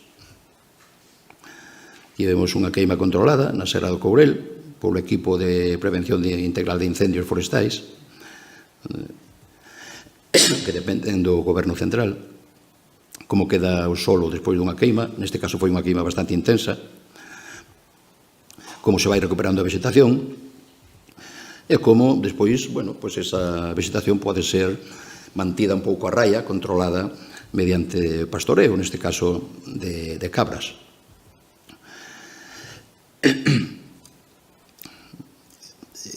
En Andalucía teñen desde hai xa, creo que desde o ano 2005, unha rede de áreas pasto, cortafuegos, que lle chaman RAPCA, que é un sistema de prevención de incendios mediante pastoreo. Isto tamén non hai en Madrid, en Lérida, en Valencia. Hai varias comunidades autónomas que xa están dando pasos neste sentido. Na nosa, pois todavía non. Consiste esta RAPCA no emprego de gando en réxime de pastoreo controlado para eliminar o combustible vegetal de áreas cortalumes, especialmente aquelas de mantemento máis difícil, porque terreos non mecanizables, por exemplo, e denomínanlles esas áreas, esas superficies, áreas pasto cortafuegos. A relación cos gandeiros realízase mediante contratos da administración ou ben mediante contratos de aproveitamento de pastos. E o persoal da Axencia de Medio Ambiente e Auga pois revisa o cumprimento lóxicamente neses contratos, pois hai unhas obrigacións, non? Por parte da administración unha compensación económica e por parte dos pastores que teñen o gando pois o compromiso de manter aquela vegetación a raya e libre de peligro de incendios cos pastores. E se é en espacios protegidos, porque isto aplícano moito tamén en espacios protegidos, pois cuidando de non afectar as especies con interese para a conservación, especies vegetais, por exemplo, especies ameazadas, non? Que teñen que coñecer os pastores e evitar que o gando vai a pastar a onde están esas especies, teñen que coñecer tamén os sitios onde están. Bueno, é un sistema que está funcionando ben. De feito, creo que foi no ano 2012 deronlle o premio Batefogos de Ouro do Ministerio de Medio Ambiente ou do Ministerio de Agricultura, donde eles, non sei cal é, ou non lembro ora cal é. E ademais é un sistema que aumenta a biodiversidade porque o gando dispersa as sementes das distintas especies que come e logo, pois, cos excrementos van as sementes e ás veces pasar polo intestino dos animais incluso estimula, facilita, actúa como un tratamento das sementes que favorece a súa xerminación. Mellora a estrutura do solo e reduce a erosión e a desertización. Crearon non, porque en Andalucía houve moitos pastores, pero, bueno, iban desaparecendo, como sucede noutras comarcas españolas e moitas comunidades autónomas, entre elas a nosa, e recuperaron o oficio de pastor, crearon escola de pastores, e así contribúen tamén á fixación de poboación, e están aplicando a distintos tipos de montes, pero sobre todo nos de utilidade pública e en espacios protegidos esta rede de áreas pasto cortalumes. E, bueno, a última etapa desta intervención miña pois é falar un pouquiño sobre diversidade forestal. Xa comentamos algo, de que dependemos exclusivamente de peñeiros e eucaliptos, o noso sector forestal, que temos moitas frondosas, moita superficie ocupada por frondosas, pero que non lle sacamos rendemento, entre outras cousas, porque moita desa superficie de frondosas deriva do abandono, as explotacións agrogandeiras dos povos que se abandonan as fincas. Primeiro está o mato e despois as especies do país, pouco a pouco, van tratando de recuperar o seu lugar. Tamén derivan da eficacia na loita contra os incendios forestais, que se queime menos superficie, entonces vai ser recuperando matogueira e o paso seguinte é que vayan entrando os bidueiros, carballos, especies do país e se vaya recuperando pouco a pouco o bosque autóctono. Pero, claro, temos moita superficie desas características, de masas autóctonas incipientes que están loitando, non se os aplica ningún tratamento cultural, están loitando contra o mato, por lo tanto, están ás veces desviando, retorcendo os seus troncos, é dicir que son superficies ocupadas por frondosas, pero con poucas expectativas de que algún día cheguen a producir madeira de calidade. Eu penso que a populicultura, o cultivo dos chopos, nalgúnas comarcas de Galicia e, sobre todo, por exemplo, da provincia de Lugo, a comarca de Lemos, ou en Ourense, a comarca de Valdeorras, pois ten futuro. Cristina Emil e Roque Rodríguez, compañeiros da Escola Politécnica Superior de Lugo, pois teñen un proxecto de investigación do Ministerio de Agricultura. Agora creo que o que era o antigo INIA pois está no outro, me parece que está no Ministerio de Ciencia. Bueno, pero teñen un proxecto de investigación para tratar de desenvolver a populicultura, o cultivo do chopo en Galicia. Entón, están traballando con clons. Co chopo é moi importante saber que clon é o axeitado para a zona onde imos plantar o chopo, porque hai centos de clons de chopo. Estes que teño aquí, o clon Raspalge, que pertence ao híbrido Populus generosa, antes chamado Populus interamericana, é dicir, é un cruce de dous chopos americanos. O parental femenino é Populus tristis, que é o que se chamaba antes Populus tricocarpa, e o parental masculino é Populus deltoides. O clon Tricobel, que é un clon americano do Populus tristis, o clon AF2 e o I214, que son de Populus canadensis, que é un híbrido euroamericano de Populus nigra, que é un chopo noso, co Populus deltoides, que é da América do Norte.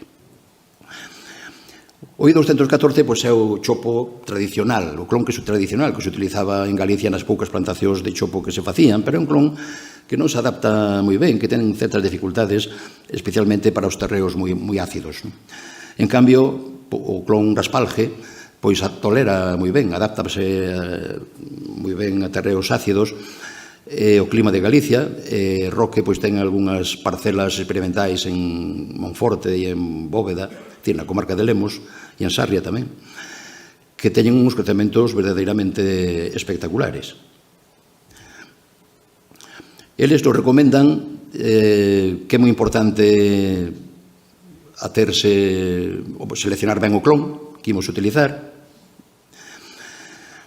que consideran a populicultura, o cultivo dos chopos, como interesante, non? sobre todo naqueles casos en que se abandonan cultivos agrícolas, é dicir, que se deixan de traballar as terras ou de ter gando, e, polo tanto, quedan os prados, as pradeiras, as fincas abandonadas, porque os chopos requiren terreos de certa calidade, non? Non todos os terreos de monte son axeitados para estas especies. Comentan tamén que está en marcha unha nova orde sobre modelos silvícolas aplicados ao chopo, é dicir, que se van a definir aspectos como marco de plantación, podas, que tipo de podas facer, si se fan claras ou non, é dicir, como se deben tratar estas plantacións desde o punto de vista silvícola. Logo, é unha actividade que require bastante intensidade, non? Porque hai que plantar, hai que podar, hai que manter limpo o sotobosque para reducir o risco de incendio. E, bueno, consideran que se pode promover a nivel regional, especialmente en algunhas comarcas, que é importante unha superficie mínima ou ben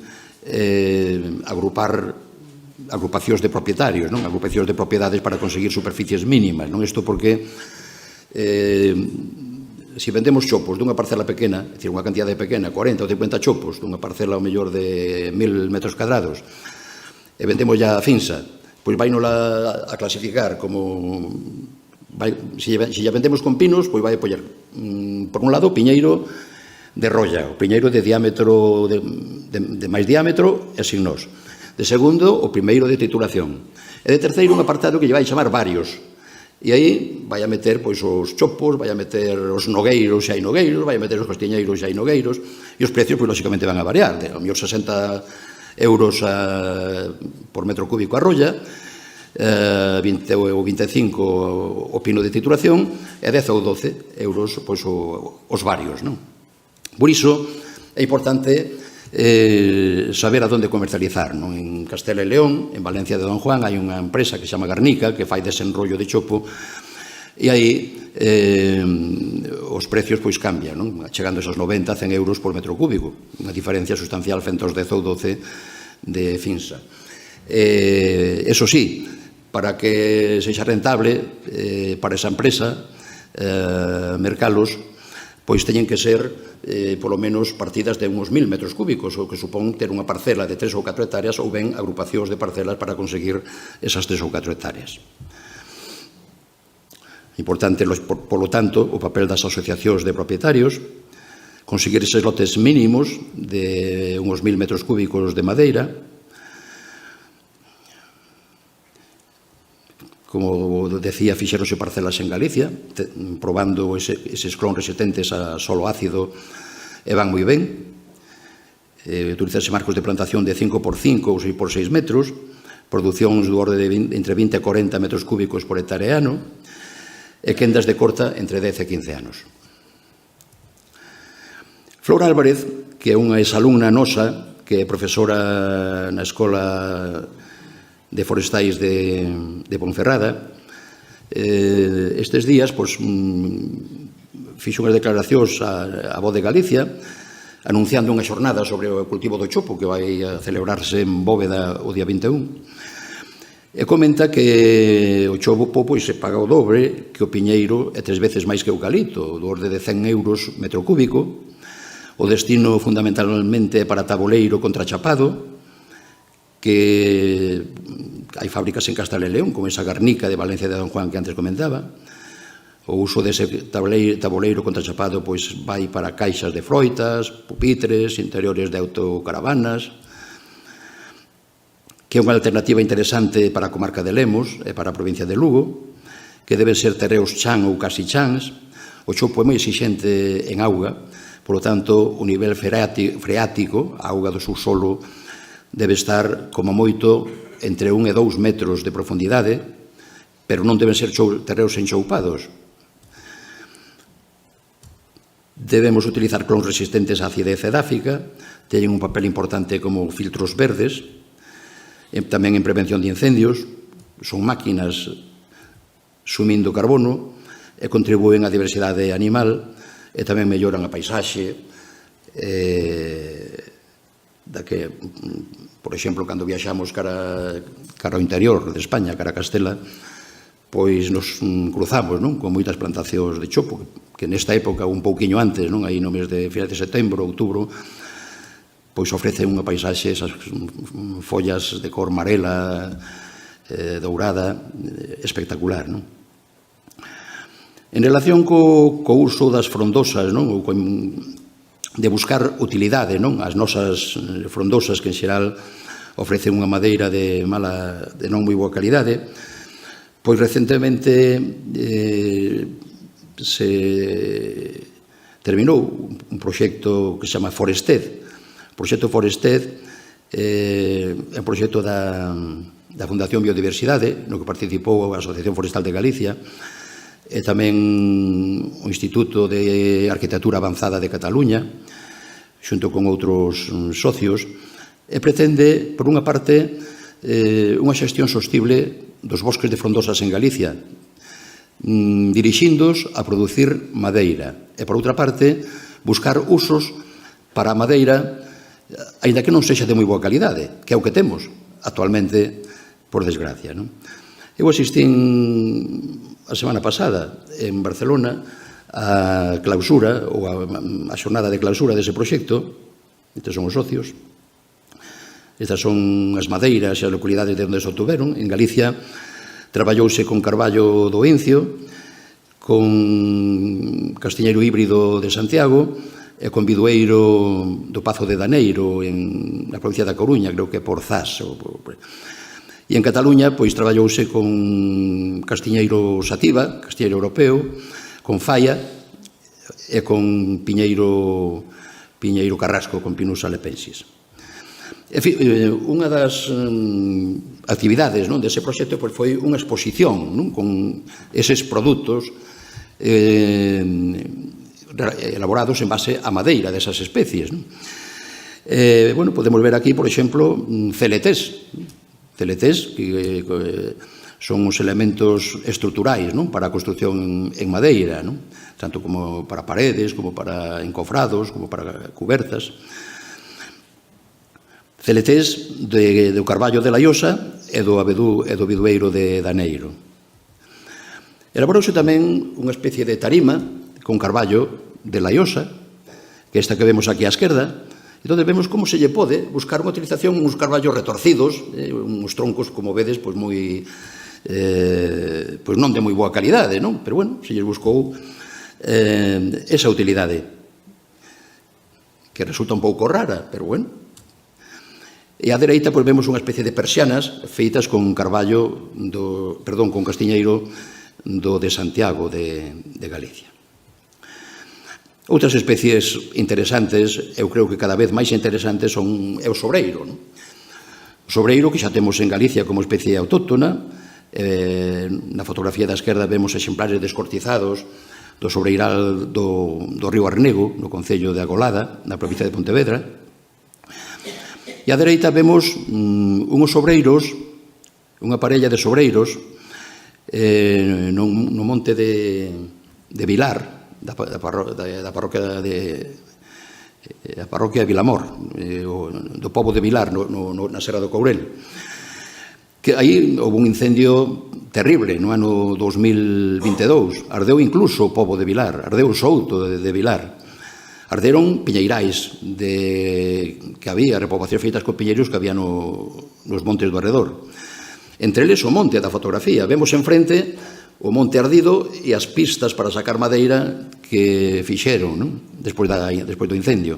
E vemos aí esas dúas sobreiras que atravesou o lume, sin dúbida. Vemos arredor os piñeiros queimados e o resto de piñeiros queimados, e sobreviviron o lume. O sobreiro é unha especie especialmente adaptada ao lume, porque desenvolveu esa protección, que é a cortiza, que impide que se alcancen altas temperaturas na zona viva do tronco, na zona do cambio. Por iso, o sobreiro, que é unha especie mediterránea, e na que o teñamos ventureiro en algunhas zonas de Galicia, pois é unha especie, penso eu, chamada a ter importancia entre as especies de repoboación forestal en Galicia no futuro, porque se vai a ir mediterraneizando o noso clima e porque é unha especie resistente aos incendios que cada vez, como vemos, pois son máis violentos e máis destructivos.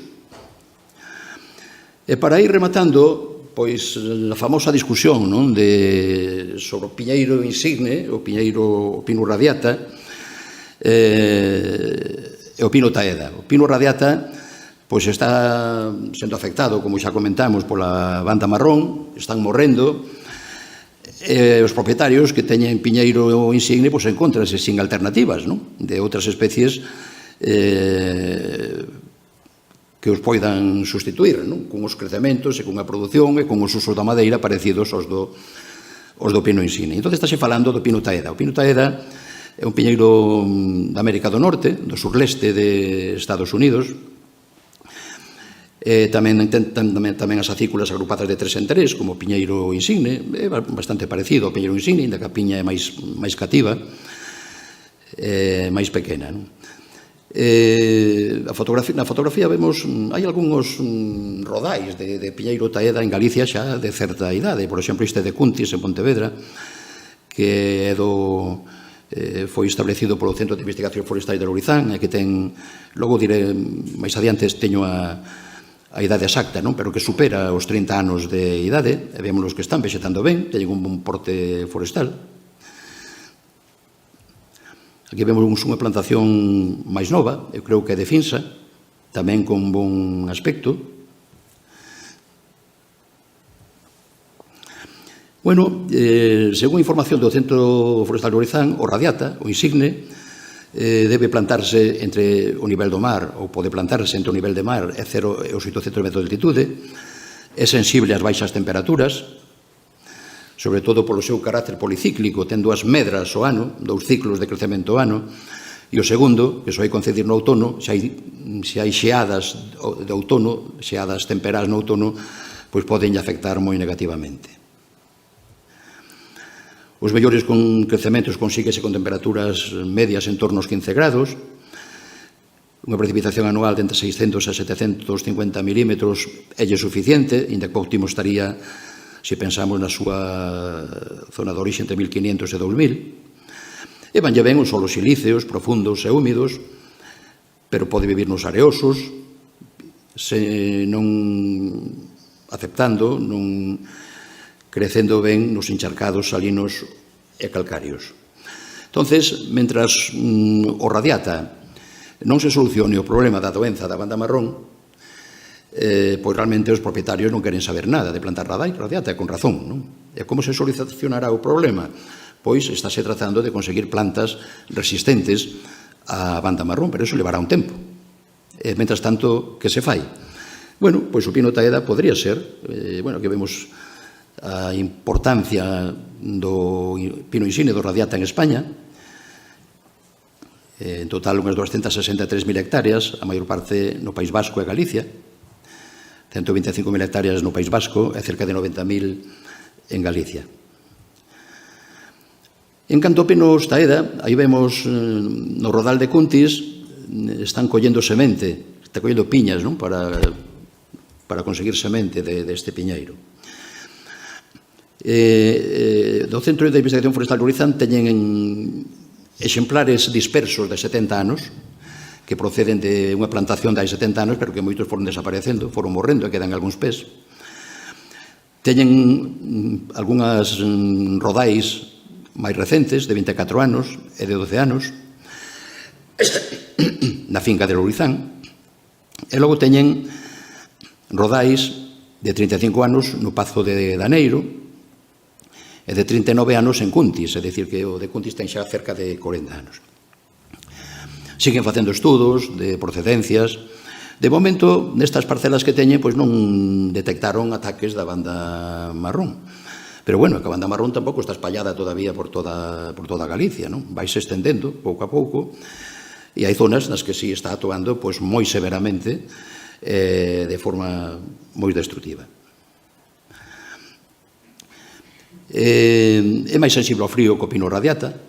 En Lourizán recomendan plantalo entre 0 e 400 metros de altitude, é dicir, non cubriría nin con moito, non?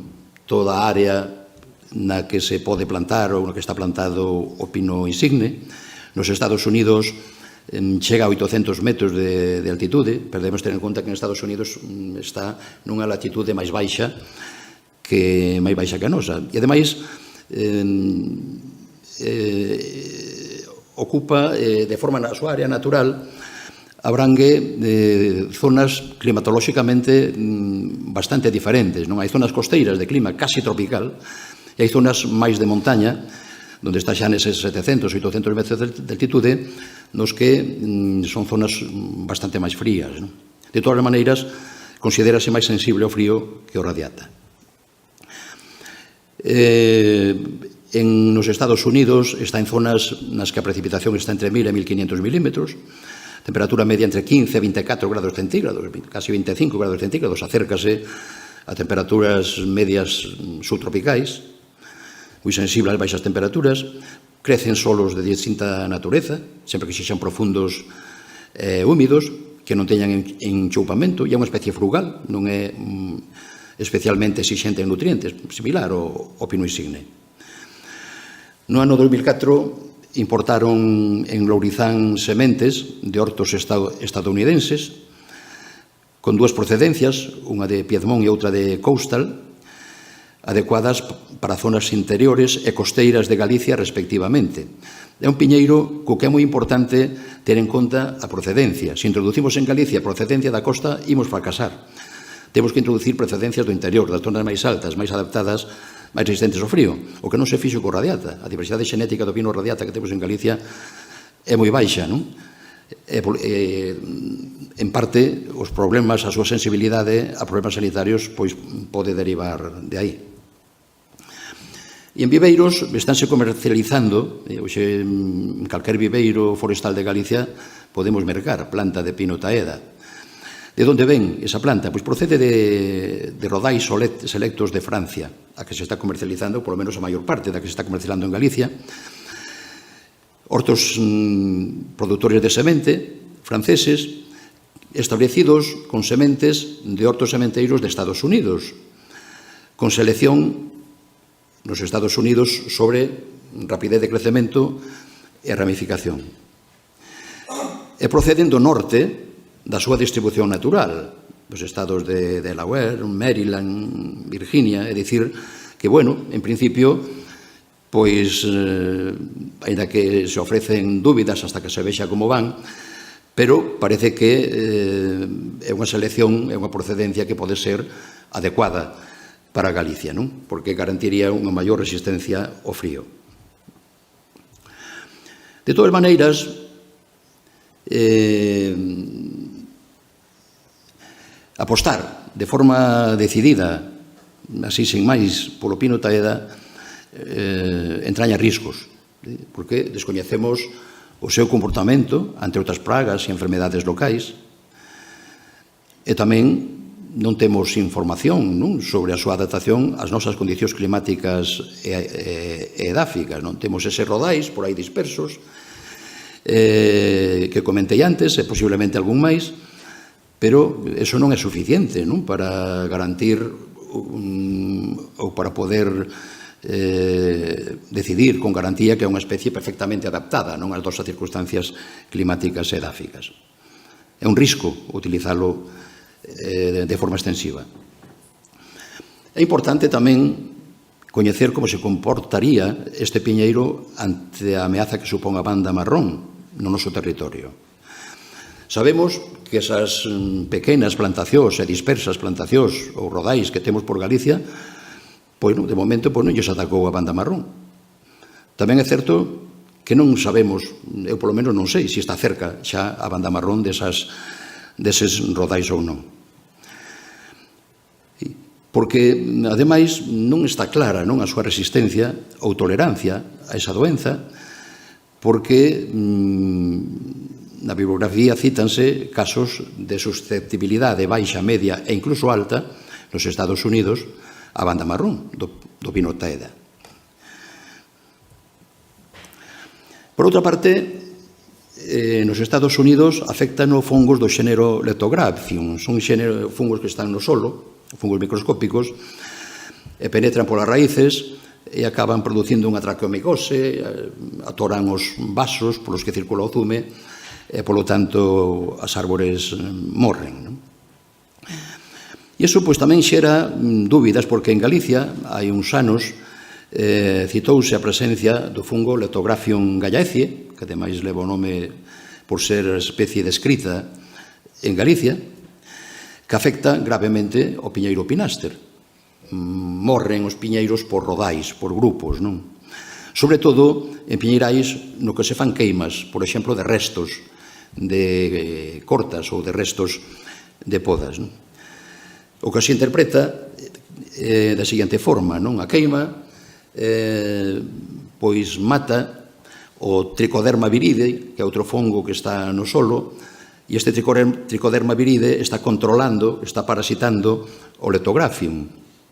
Entón, se facemos a queima e diminúe o Trichoderma, o Leptographium ten vía libre para desenvolverse e para causar o dano e a morte dos piñeiros. Bueno, pois é outro perigo, non? Que non sabemos, que habería que estudiar, non? Antes de lanzarnos a utilizar masivamente o pino taeda. Si é certo que parece en principio compatible coa industria madeireira local, que traballa co pino insigne, co pino radiata, non? Sobre todo os serradoiros.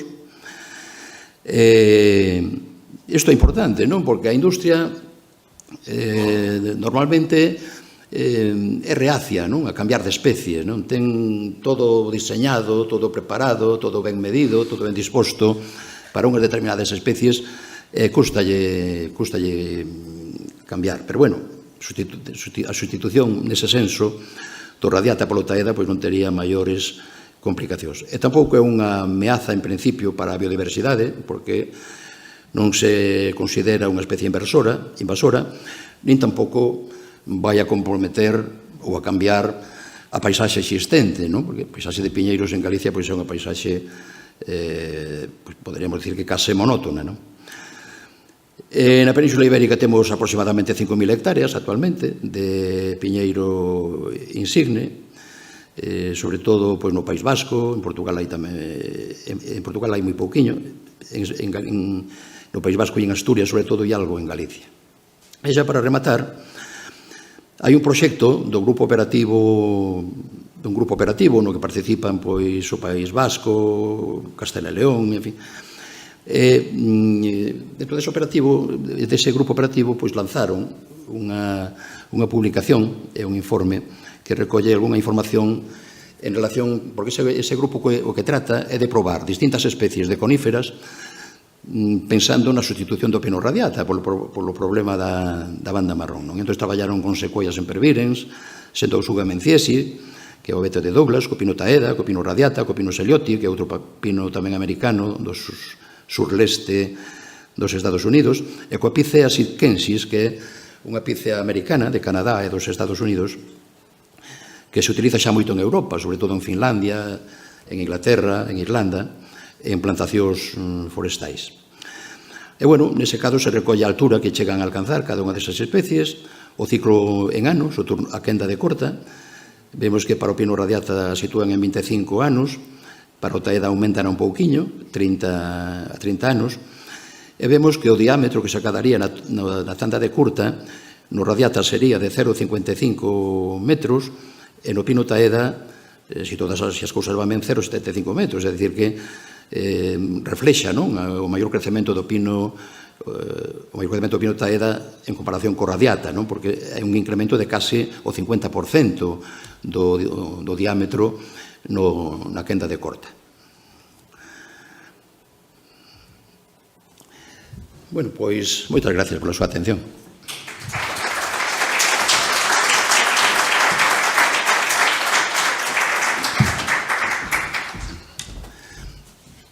Pois moitísimas gracias, Antonio, pola interesantísima charla.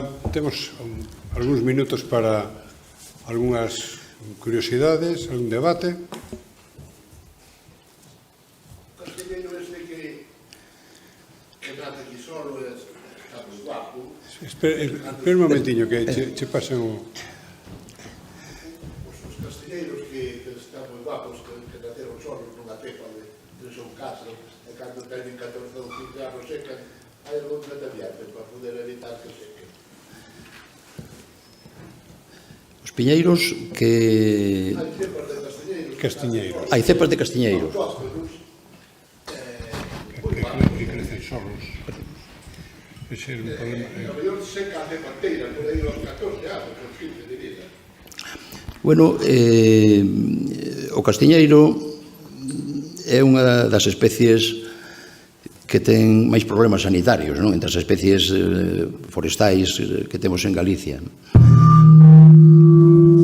É unha das enfermedades que ten é o chancro, o chamado cancro ou chancro do castiñeiro, que é unha enfermedade que pode chegar a ser mortal, aínda que normalmente non o é, e sobre todo non é se se aplican as cepas hipovirulentas do tratamento que hai para loitar contra esa enfermedade. Pero cando un castiñeiro está atacado de chancro, e iso é bastante frecuente en Galicia, sobre todo se son castiñeiros que... Porque o chancro, o fungo, a Crifonecia parasítica, entra por feridas. Por lo tanto, só entrar cando se fai enxerto ou cando se fan podas. Entón, en castiñeiros enxertados ou podados é frecuente que teñan o chancro. E entonces, se son plantas novas, pois é frecuente que morran, que sequen. Entón, o castiñeiro seca, pero rebrota pola base. Pódese facer unha selección deses rebrotes, guialos. Eu aconsellaría non enxertalos, porque se enxertan posiblemente volvan outra vez a coller o chancro, o cancro. Pero, en calquer caso, é bastante probable que, como o fungo do cancro está na árbore, e secou, pero queda vivindo aí de forma saprófita, e logo, se rebrota a árbore, pois volve outra vez a afectar os vasos polos que circula o zume e volven secar. É dicir, que normalmente estes fungos que producen traqueomicoses, obstrucción dos vasos, pois o ciclo é moi parecido, non? Pasa cos castiñeiro, pasa coa grafiose dos ulmeiros. Entón, seca a árbore, parece que morreu, que secou, rebrota de cepa, medran uns anos eses rebrotes, volven secar e así sucesivamente, non? No caso do castiñeiro, ás veces, cun pouco de sorte, pois eses rebrotes poden vivir varios anos, poden vivir ao mellor 15, 20 anos. Bueno, poden ter un aproveitamento, por exemplo, para postes, para peches de fincas, algunha utilización que non exixa diámetros grandes, non? Pero si se está pensando en castiñeiro para castaña, é dicir, en souto, pois é mellor facer unha nova plantación, ter moito cuidado cando se faga o enxerto, se non ven a planta xa enxertada, e ter moito cuidado coas podas, e aplicar tratamentos fungicidas nas feridas cando se faga algún tipo de poda, para evitar que sexa infectado por ese fungo, non? Esa descripción que fai, non, de castiñeiros que secan e rebrotan, normalmente responde ao problema do chancro. Este castiñeiro é conveniente podar. Este castiñeiro ten centos de anos, é un castiñeiro centenario. Foi podado moitas veces, seguramente. Este foi podado moitas veces. Agora sería conveniente podar. Bueno, agora é un monumento natural, porque este souto é o souto de Rozavales, que é un monumento natural, foi declarado monumento natural pola Xunta de Galicia no ano 2000. Pero bueno, soutos como esta hai moitos en Galicia, non? E entonces, pois, eu non sei se se ve desde aí, pero vense, sí, os tocos, non, na copa onde foron cortadas as ramas, non? Porque un dos tratamentos culturais que é necesario facer nos castiñeiros para que produzan castañas en cantidade e de boa calidade é renovar as copas cada certo tempo, normalmente cada 20, 25, 30 anos, non? Porque senón as copas van medrando e da que os castiñeiros se plantan a bastante distancia, non? A 8, 10, 12 metros, chegan a meterse as copas dunhos nas copas de outros e non lles chega suficiente luz e para que florezan e produzan castañas ten que chegarlles a luz. Por eso se renovan as copas. Por esas feridas de renovación das copas, se non se toman as precaucións adecuadas, pois por aí poden penetrar fungos tamén do chancro. E aínda que non sexan do chancro, poden penetrar fungos de produción da madeira, non? O feito de que moitas troncos de castiñeiro sexan ocos, teñan cavidades, que é moi frecuente esas caracochas ou carochas, pois derivan moitas veces deso, non? De que penetran fungos de pudrición por eses cortes desa poda de renovación de copas e eses fungos de pudrición van consumindo a madeira e vaise producindo ese burato, esa oquedade no interior do tronco, non? Pero sí, esa renovación de copas pois é necesario facela se queremos ter unha boa produción de castaña. Esa conveniente o podalo poñerlle algo de pintura, Algo de? Pintura, sí que poñer pintura ou algo, cando se poda. Bueno, eso é un tratamento que se recomendou durante moito tempo, utilizar un mástic que realmente quedan como con pintura, porque ese mástic moitas veces é de cor azul, non? Pero eso xe está en entredito, porque se temos a mala sorte, non? De que nos facemos o corte de poda e a ferramenta que utilizamos tiña esporas do fungo, por exemplo, produtor do cancro, pois esas esporas van quedar aí. E se a recubrimos con un mástic, pois vai facer un efecto invernadeiro, é dicir, estámoslo protexendo da humedade, do frío, de outros axentes que lle poden facer dano. Estamos favorecendo, non? Que colonice, que infecte a madeira, non? Hoxe recoméndase, por unha parte, desinfectar a ferramenta cando pasamos dunha árbore a outra. A motoserra ou a serra de man, a ferramenta que utilicemos, desinfectala. Pódese desinfectar, por exemplo, en auga con lexivia ou con alcohol. Hai sprays tamén para desinfectalas. E logo recoméndase aplicar un fungicida sobre a zona de corte, pero aplicar o fungicida sin recubrir con mástic, non? Hai quen non sigue utilizando o mástic, non? Pero, bueno, é un tema controvertido. Temos aí unha pregunta final, sí? Grazas. Darlle as gracias ao profesor Rigueiro por esta exposición tan completa, sempre nos ilustra con ese coñecemento tan grande que ten.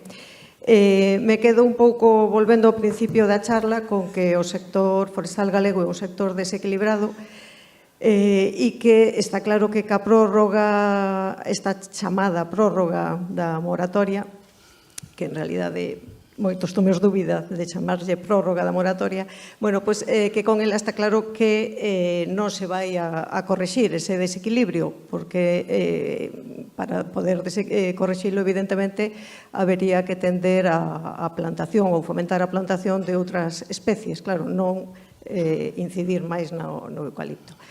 Ben, pero sí que na segunda parte da charla, nesta última parte, o profesor Rigueiro nos ofreceu varias alternativas que me parecen todas elas interesantes para diversificar precisamente o sector, máis alá xa, como decía o profesor Rigueiro, do problema ambiental ou do problema sobre a saúde humana que pode ter este desequilibrio, está o problema económico, quero dicir, de poñer, como se suele decir, todos os ovos na mesma cesta, quero dicir, de tender solo a fomentar unha única especie. Ben, e a pregunta, en realidade, iba dirixida para saber se hai algunha, ou sea, a información que nos poda proporcionar acerca de plantación ou de investigacións relacionadas co que sería o castiñeiro, non, o carballo, quero dicir, o carballo do país, Quero decir que, así como hai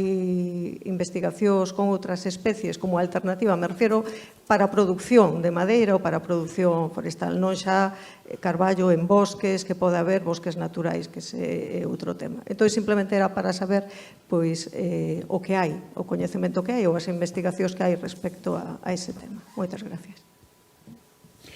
Sí, investigacións sobre a produción de carballo. Investigacións para a produción de carballo.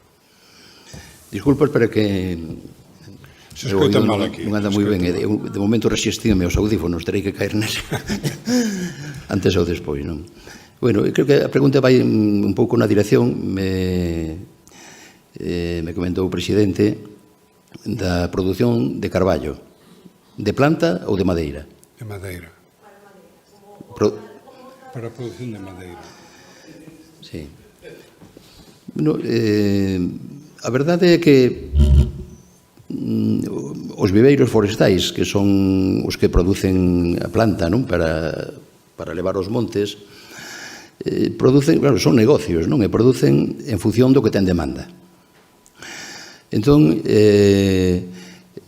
desgraciadamente, en Galicia, o que ten demanda son os pinos e os eucaliptos. Hai xa bastantes anos, no ano, quizás a finais do século pasado e principios deste, Pedro Álvarez, que é un colega, hoxe é un exalumno, pero hoxe é un colega, un catedrático da Universidade de Oviedo, fixo a súa tese de doutoramento, que lle diriximos o profesor Roque Rodríguez Soalleiro e eu, sobre a venta, sobre os viveiros de Galicia, sobre a venda de plantas dos viveiros de Galicia. Non? E a conclusión era, eu creo que era, non sei, como máis do 90%, pero máis creo que era sobre o 98% das plantas que se comercializaban daquela, non? Nos viveiros eran pinos e eucaliptos. E cando falas cun viveirista, lle dices, bueno, que eles están de acordo tamén, non? Son persoas razoables, polo menos moitos deles, o que pasa é que venden o que lles compran, claro. Cando se fala, por exemplo, de diversificar, non, de utilizar máis as especies frondosas como carballo, os carballos, non, que temos, sobre todo o carballo común e o carballo albar, o bidueiro, o freixo, a cerdeira, non, que son especies que producen madeiras de boa calidade, pois eles dicen que máis quixeran que tiveran demanda, non? Eles queren é vender planta. Pero non hai que na compre, non? E ora, en Galicia, ao mellor as xeracións que veñen, non? As xeracións dos fillos e dos netos, non? Dos que están hoxe ao frente das propiedades forestais. Digo dos fillos e dos netos porque a media de idade dos que están ou estamos hoxe ao frente de propiedades forestais, pois somos todos xubilados, non? Están entre 60 e 70 anos, non? Por iso, que as xeracións ao mellor dos fillos e dos netos, ao mellor cambian de opinión. Os meus fillos, por exemplo, falan deso, non? Eu cando lles digo, non, pois en algunha finca plantei piñeiros, non plantes piñeiros, por que non plantas carballos? O dicen eles. Ao mellor, cando lles toque encargarse, pois cambian tamén de idea, non? Espero que non. Pero a realidade, pois, é esa, non? Instalouse a idea de que en Galicia podemos producir, e ademais ten demanda, madeira de especies de rápido crecemento. Madeira de especies das que o que a planta, pois, se non é xa de idade moi avanzada, pois pode esperar en aproveitar o rendimento desa plantación, non? Que hai que diversificar máis? Por suposto que sí. Galicia pode acoller perfectamente especies de crecemento rápido, incluso se pode reducir a superficie de algunha. Por exemplo, o eucalipto podemos producir a mesma cantidade de madeira, incluso máis cantidade de madeira con menos superficie. Se utilizamos planta de boa calidade xenética, a utilizamos en boas calidades de estación, en calidades apropiadas de terreo e clima, e facemos os tratamentos culturais e sanitarios axeitados. Claro, cando comparas Galicia con países como Francia, como Alemania, que teñen bosques de carballos, que son os nosos carballos, é o Quercus robur e o Quercus petrea, son as mesmas especies que temos nós, e que están producindo madeira de extraordinaria calidade e que alcanzan uns precios astronómicos en comparación cos precios do eucalipto e do pino que estamos manexando nós. Dices, por que aquí non? Entón, o argumento soe ser, bueno, é que claro, fíxate, é que eles cortan árbores que teñen 80, 90, 100, máis de 100 anos. E se plantamos aquí e temos que esperar a esas quendas de corta, pois xa non é para os netos, non é para os bisnetos ou para os que veñan detrás, non? Pero claro, se o argumento é ese, pois nunca teremos, nunca chegaremos a ter, non? Esas árbores, pois con esas idades e de boa calidade e producindo madeira de boa calidade. E claro, en Galicia o 98% da propiedade é propiedade privada. E, salvo honrosas excepcións, os propietarios pois queren plantar aquelo que lles vai a dar un rendemento aceptable ou máis ou menos aceptable, porque cos piñeiros pois moitas veces gastas máis cando fas a corta e os pagan, fas contas, gastache máis co que che dan pola madeira, non? Pero, bueno, non hai unha cultura, non, de utilizar, en xeral, non? Xa digo, salvo honrosas excepcións, de utilizar as especies autóctonas, non? E iso que hai un certo apoio por parte da administración, non? Para facer plantacións. Incluso nos anos 90, cando estuvo en vigor a Lei de Reforestación de Terras Agrarias, que había unhas axudas moi importantes, non, para plantar calquer tipo de planta menos eucaliptos. Pois as frondosas eran as que tiñan unha maior subvención, non?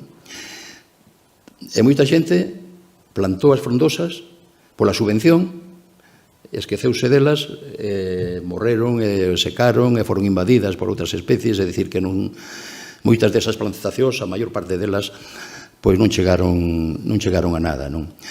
Aquí en Galicia bótase de menos que a administración teña unha maior proporción de terreo forestal, non? Como sucede en outras comunidades autónomas, por exemplo, na veciña de Castela e León, non? E eu penso que sería bo, non, que a nosa comunidade autónoma dera paso nese sentido, de adquirir terreos, de adquirir propiedades públicas, en esas terreos, pois sí, facer plantacións con especies do país, con especies frondosas, non? Si ten que derivar dos propietarios, pois non é doado, non? Porque as especies frondosas, ademais do turno longo de crecemento, de quenda, pois requiren tamén bastantes cuidados, non? Para ter madeira de calidade, recta, sin nós, da que realmente se paga ben no mercado. E ademais, hoxe por hoxe tampouco hai un gran mercado desa madeira en Galicia. É certo que temos madeira de frondosa xeralmente de mala calidade, pero hai algunha de boa calidade, non? É salvo que se vende, por exemplo, para un serradoiro de Baralla que utilizan para facer bocois, pareceme que para o whisky ou coñac, estas cousas, para embellecer estas bebidas espirituosas que alcanzan logo tamén grandes precios e que teñen grandes bons prestixios. Pois, en fin, son favas contadas os que compran hoxe madeira de frondosas. E cando a compran, pois,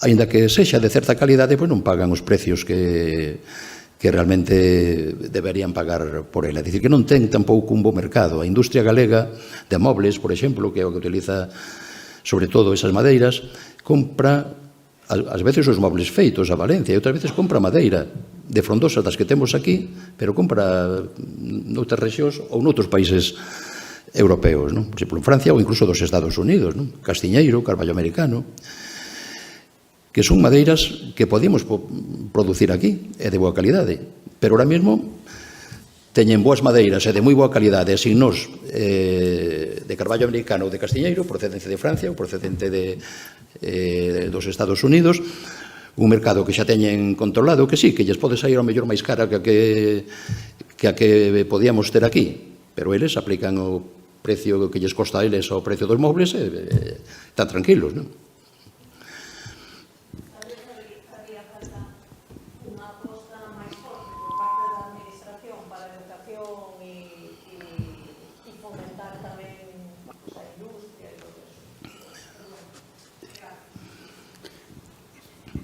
As túas últimas preguntas para que non veña. Non, está ben, está ben. No, espera, ali detrás e depois pasamos aquí. Ao fío do que se comentaba, non sei que opina acerca da silvicultura do castaño e a diferencia que hai entre Galicia e Asturias en cuanto a que en Galicia solamente se pode cortar un 30% das masas de frondosas en corta final, mentres que en Asturias sí se pode facer unha corta do 100% de castaña sativa, por exemplo, e se pode volver a plantar castaño híbrido, clóns tanto para madeira como para castaña, e aquí en Galicia non se pode facer ese aproveitamento, non sei se ese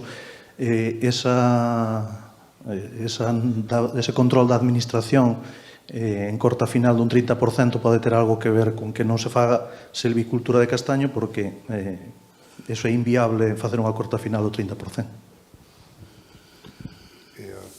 A comparación de Asturias con Galicia, que permiten cortes de 100% en Asturias, e aquí solamente se permite do 25%. Sí, bueno, esa é unha eiva da nosa administración. Eu penso que aí, pois, é unha medida equivocada, porque está tendo o efecto contrario do que persigue, non? A medida persigue, en principio, que se conserven masas de frondosas, que cheguen a consolidarse masas de frondosas,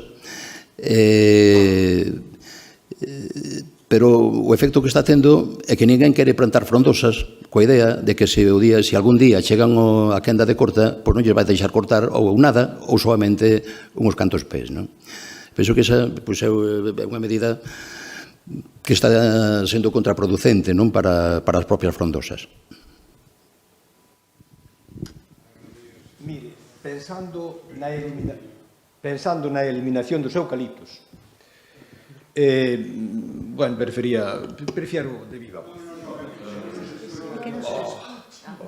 Bueno, pensando na eliminación dos eucaliptos, esta é unha experiencia un pouco propia da miña familia.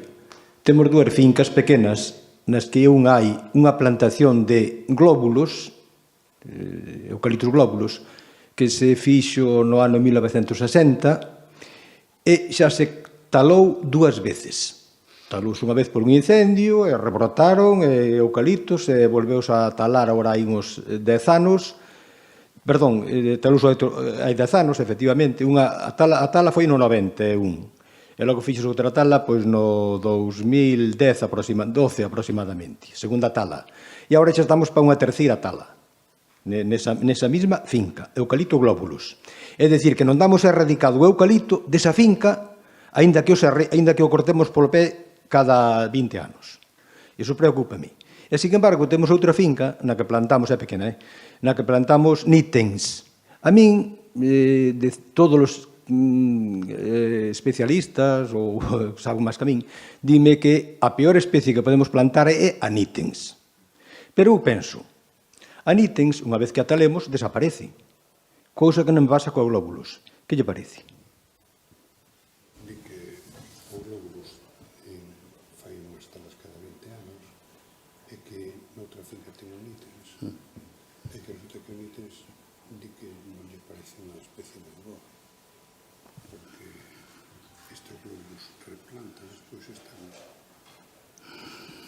Un pouco pregunta vai na liña de comparar o nítens co glóbulos, non? En canto a produción e crecemento. Eliminar cal?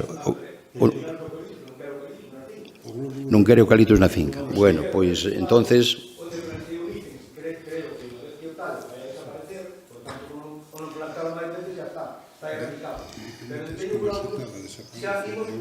Sí, sí. Rebrota. Sí, unha das diferencias entre Eucalyptus globulus e Eucalyptus nitens é que o Eucalyptus globulus brota de cepa, non? Brota de cepa, por iso se planta unha vez e logo se van seleccionando brotes, non hai que plantar nas seguintes rotacións.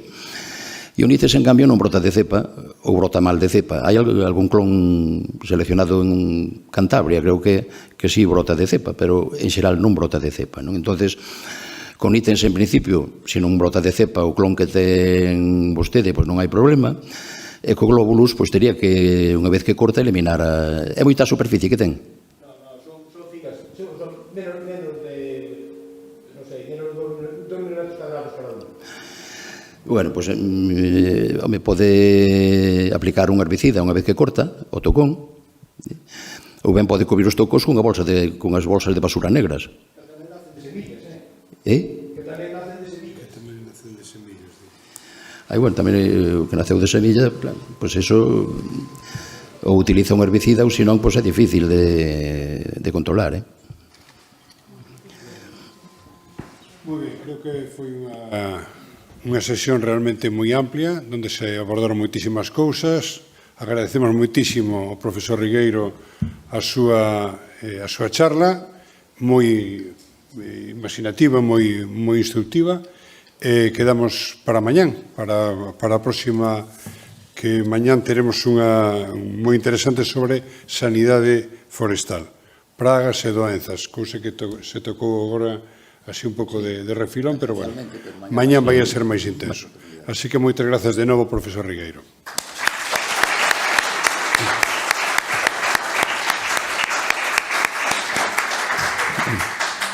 Moitas gracias e boa noite.